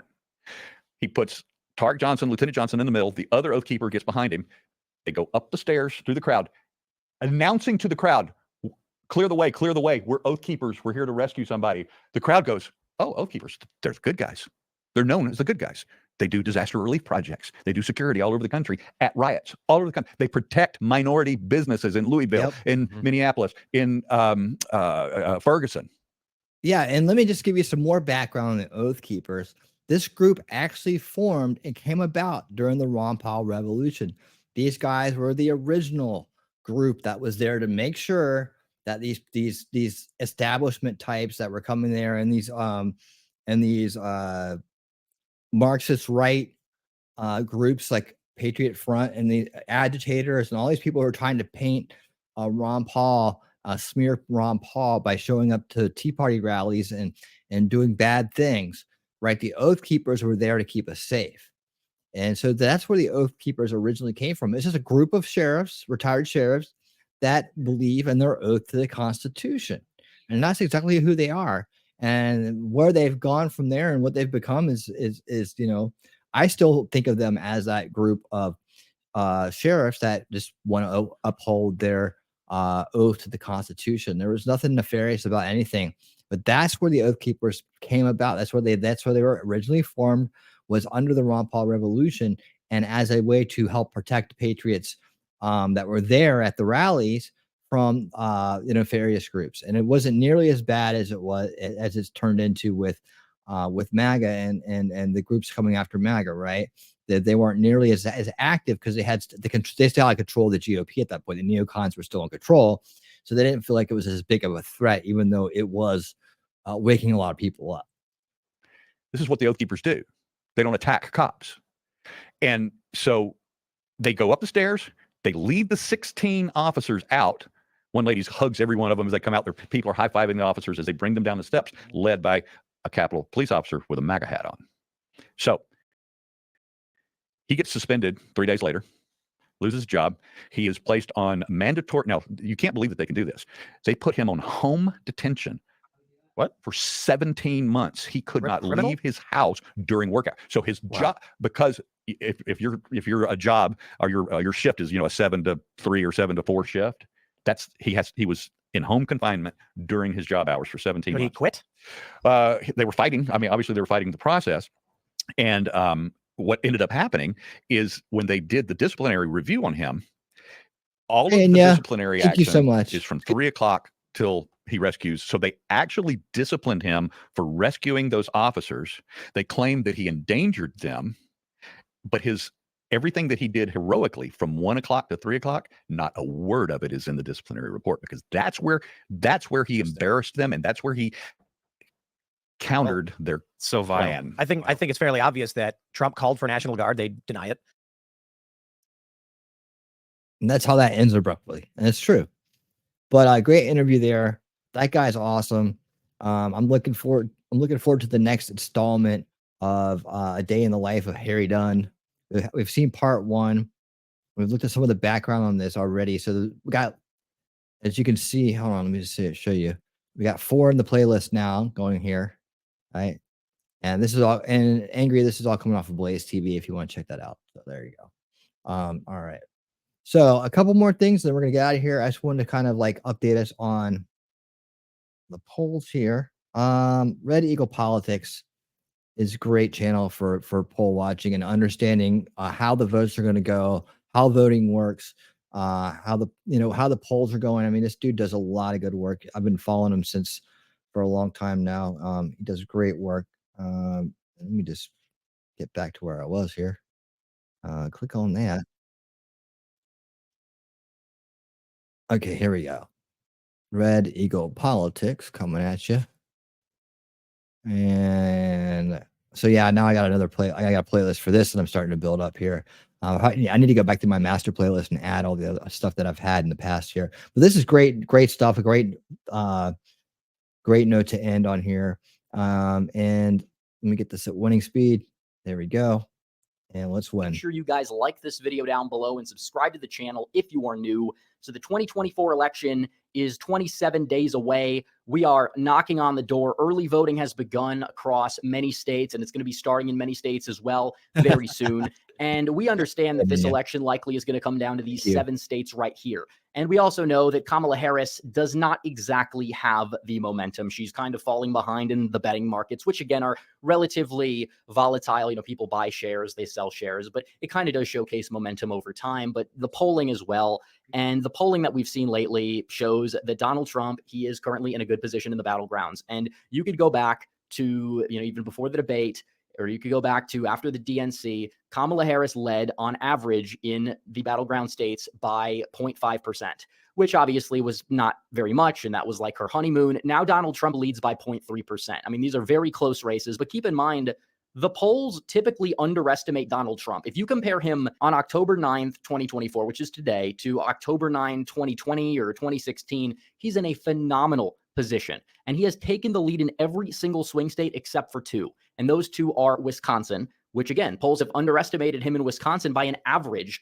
of how many points? Over 6%, both election cycles. And he's down in Nevada by 1.1%, which again, that state has never voted for Donald Trump, but still there are reasons to believe that polls may be underestimating him this time around, especially because those, you know, low propensity voters who the polls typically have missed in the past, they used to be more Democrat, now they're more Republican. It's also why Donald Trump outran the polls in Nevada, depending on the aggregate you look at back in 2020. But you see what's going on across these swing states, and we have polls out of this guy keeps it real based. He'll give you some hope. He'll give you some hope. One of the most liberal pollsters in the entire country. And they were very inaccurate because they underestimated Trump, and they really don't know how to pull the Rust Belt. But we have new polling from Quinnipiac out of the Rust Belt states, and it's not looking good for Kamala Harris. And we're going to get to that. But first, really quickly, I got to tell you guys about my merch store, shop.redeaglepolitics.com. It's time for the election. You want to support the channel and get something in return, I recommend you buy the merchandise that we have, or at least check it out on the site. You can buy one, get one, 20% off. Donald Trump is in a good position in North Carolina, in Georgia, and Arizona. He's been leading those 3 states for quite some time. And those are states that were either in Donald Trump's column in 2020 or decided by 0.3 percentage points.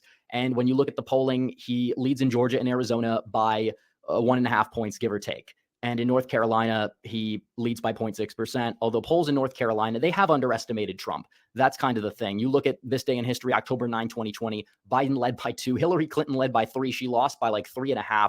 So we'll see what happens. It's possible, you know, people are talking about the hurricane and how it's going to affect turnout. We don't really know quite yet. It might cause lower turnout, but those turning out very well could be those people that are angry about the hurricane response, and Donald Trump could gain on net because of it.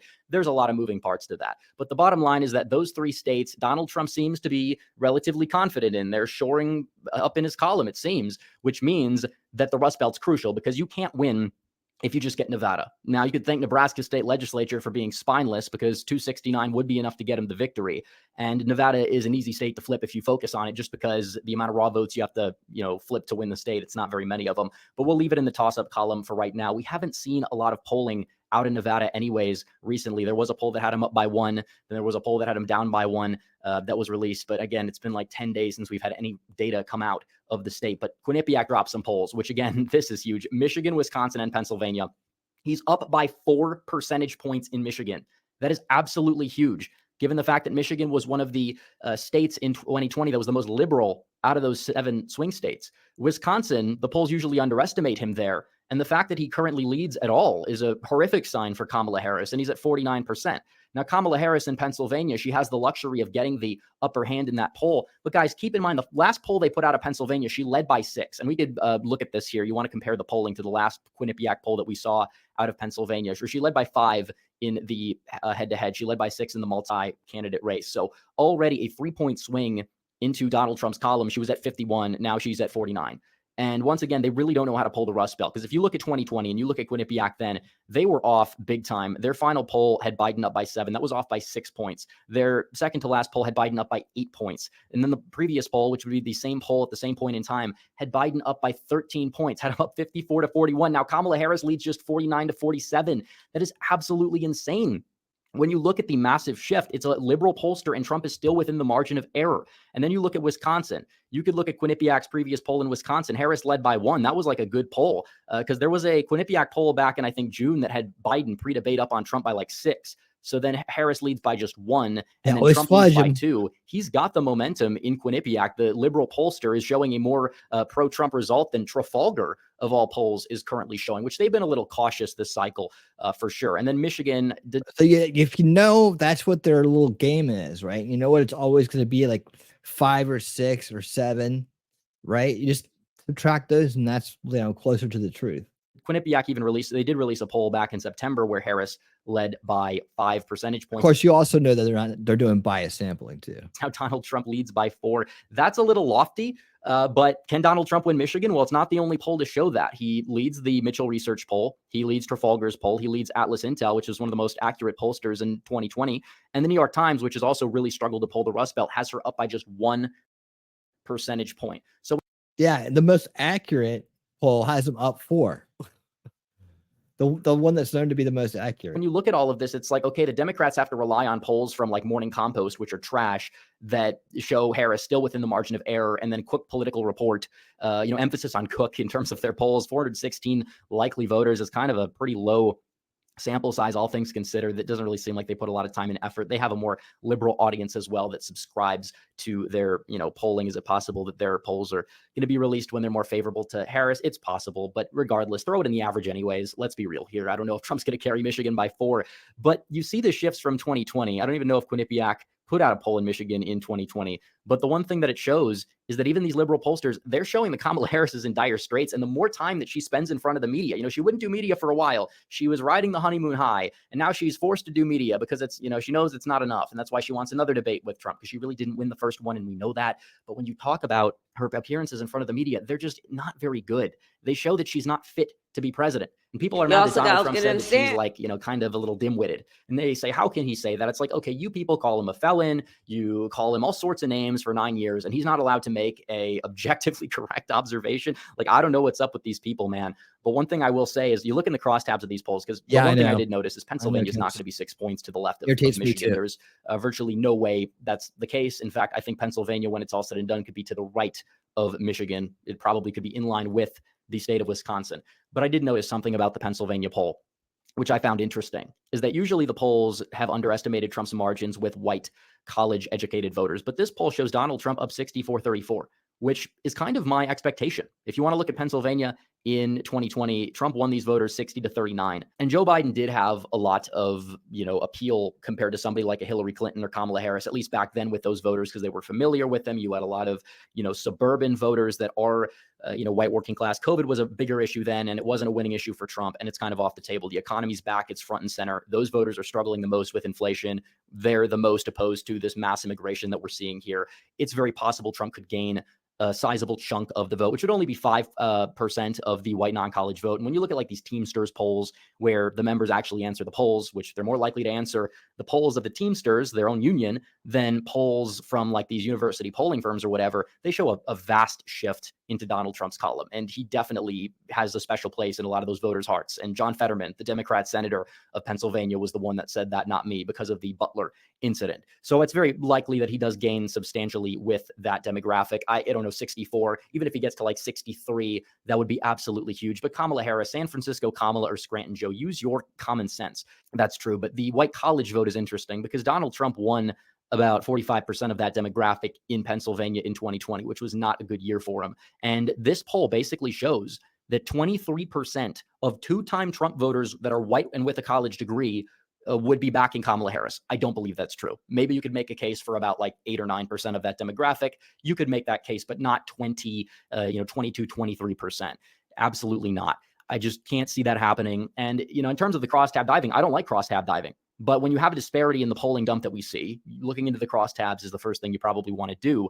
But, second of all, it's important to understand that when one crosstab is off, but the others make sense, then it could be that you did something wrong as a pollster. And when you see Kamala Harris winning seniors by 12, maybe you're overrepresenting some of these liberal, seniors with a college degree. And that's why you're kind of arriving at that conclusion, especially because a lot of these people are difficult to reach by polling to a certain degree. So when you look at that, it's like, yeah, maybe the polls are missing something, because when you put all the data in the swingometer, that's kind of like the one area where it's like, okay, yeah, Donald Trump is doing better than that. He may not be doing as well as 2020, but he doesn't need to win. But you look at Michigan, it's more, in line with what you would expect, all things considered. You look at the white college vote, it only went down by 7. So maybe there's a little, give and take with that. And you could even make the opposite case that this poll in Michigan, at least, is overestimating Trump with minority voters, which could be true. It possibly could be. And I don't know if he's up by 4 in Michigan. It's going to be a very close state, but can he win it? Absolutely. And then Wisconsin's numbers tend to look probably, in terms of by demography, relatively what you would expect. I think he might do a little bit better than that with white working class voters in Wisconsin. The white college vote is probably about where you would expect. And I think that in terms of the minority vote, they kind of are overestimating him a little bit, but kind of does cancel out all things considered, and he will make gains. So the bottom line is that this is a good polling dump for Trump. And when you look at the polls in Michigan, he's winning Michigan right now. He was down by an average of 7 points the last 2 cycles in Michigan. You look at Wisconsin, it's neck and neck. And we know the polls in Wisconsin miss those voters. And when you look at the state of Pennsylvania, Hillary Clinton led by 9.4% this day in history. Donald Trump leads by 0.2%. That is a big turnaround for Donald Trump. He's at 49% in Arizona. In Georgia, he's above 49%. And he's coming close to that in some of these other states, which is absolutely huge, because that's kind of the magic number. If he gets 49 point something, he's going to win these states, because there will be a third party vote, right? Especially in Michigan with the, anti-Harris vote from the Palestine crowd that could, cause a dent in her margin there as well, and might be enough to possibly give the state to Donald Trump in and of itself. But there's a lot of moving parts to it. So we'll see what happens. But like I said, the Rust Belt is huge, because Donald Trump likely just needs one state. It could be Wisconsin. It could be Michigan. I think Michigan's probably the most liberal of those 3, not saying he can't win it, or Pennsylvania, where Trump's campaign seems confident. Trump's doing 2 rallies there today. And the Harris campaign, behind closed doors, not all that confident in Pennsylvania. And the mail-in request data is not looking good for Democrats. I'm not saying that they can't win the state, but guys, Donald Trump is favored. He's favored in pretty much every swing state. We just need to go out there and make sure we get as many ballots in the ballot box by election day, regardless of what you expect to happen. Vote like your life depends on it, please. Yes. So anyways, guys, thanks for watching this video. Like this video down below, comment down below, subscribe to the channel, hit the bell for notifications so you never miss another video. Follow me on social media. The links are all in the description down below. And I will see you guys in the next one. Red Eagle, out. Nice job, Donald Red Trump Eagle. is certain. He does good. He does good. He does a good job. He's a highly motivated, hardworking kid. He does a great work. He does great work. But and I'm gonna put this up. I'm not gonna play this video, but I'm gonna put it up here just to talk about it. Donald Trump has sold out Madison Square Garden, or is close to it, for a rally in late October already. Like, he's literally going to try to go and take New York. And I'm just going to use this chart as an example. And I've heard good things about New Jersey. I don't know what's going on in Virginia. I thought we were making some progress in Virginia.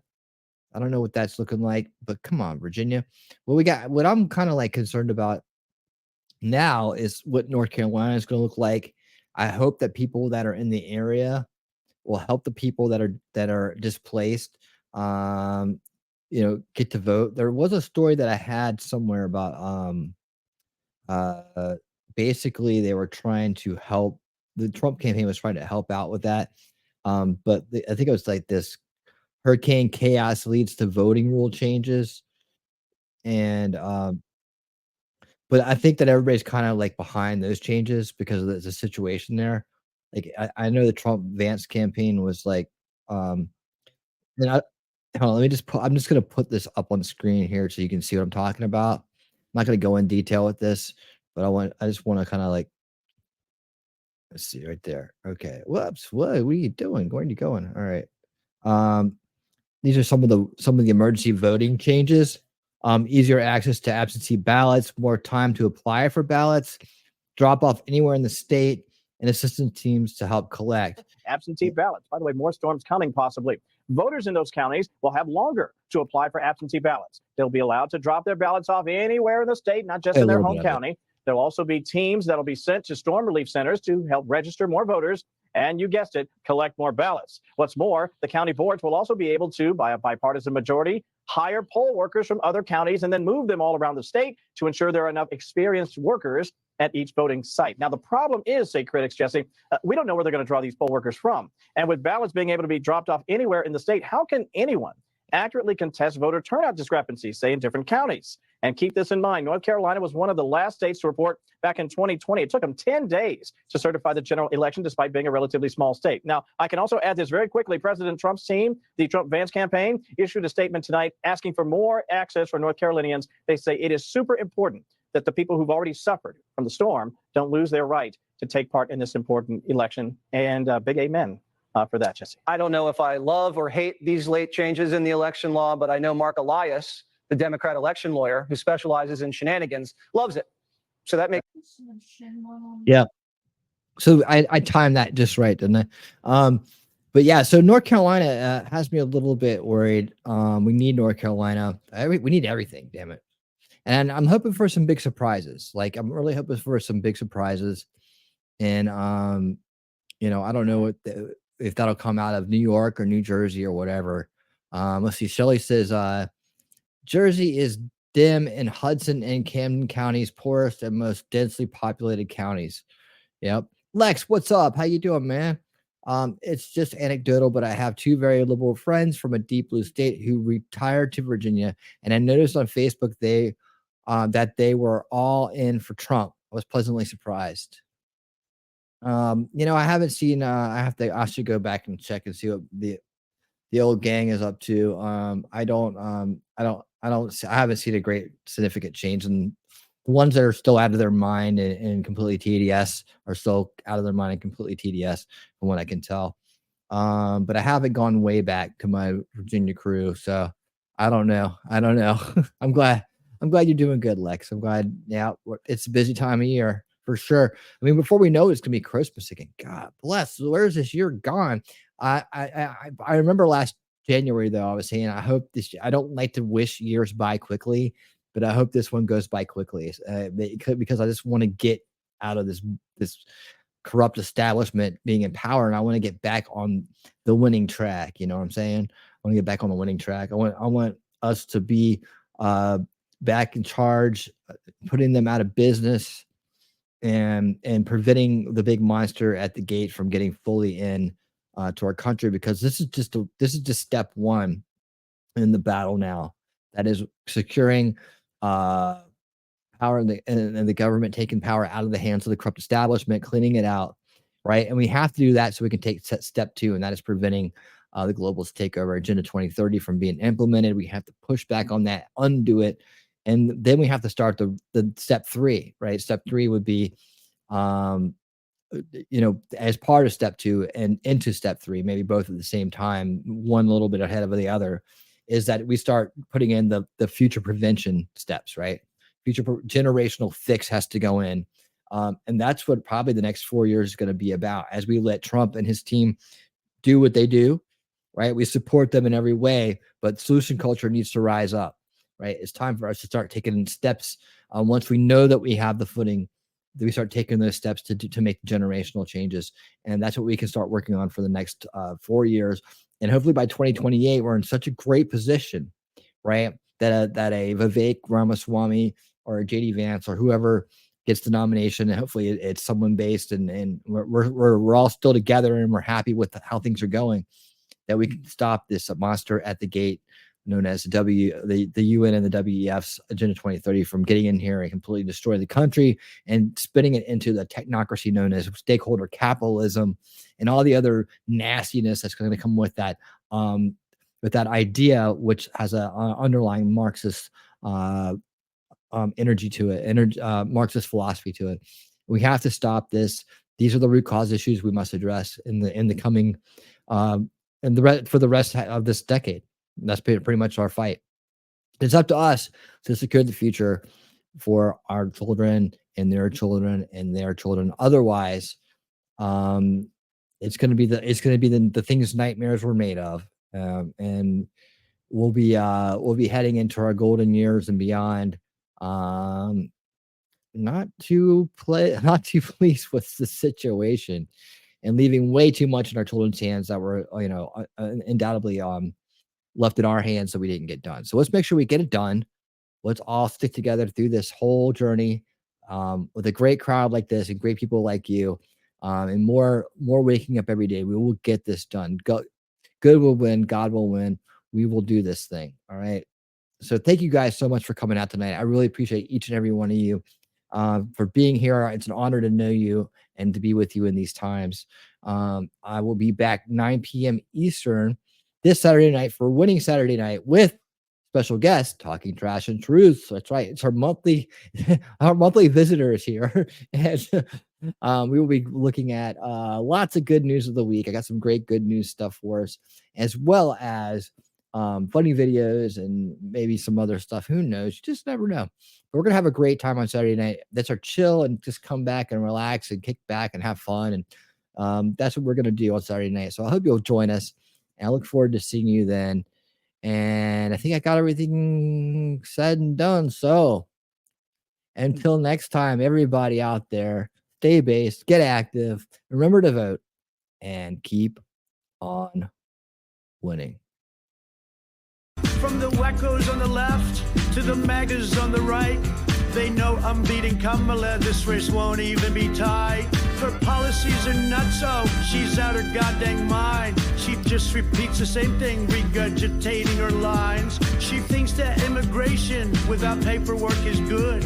Clearly not too much power underneath Kamala's hood. Borders are, it's what you are. Borders are, borders are. Cackling Kamala, you're dumb. Mass inflation imminent if she weasels herself in. If that don't sound like fun to you, then you better help me win. I promise I'll secure you, you'll be in better hands. It'd be a flippin' free-for-all with what Kamala plans. Borders are, it's what you are. Borders are, borders are. Laugh it up, Kamala. This lady, she's cackling crazy. This is a friendship that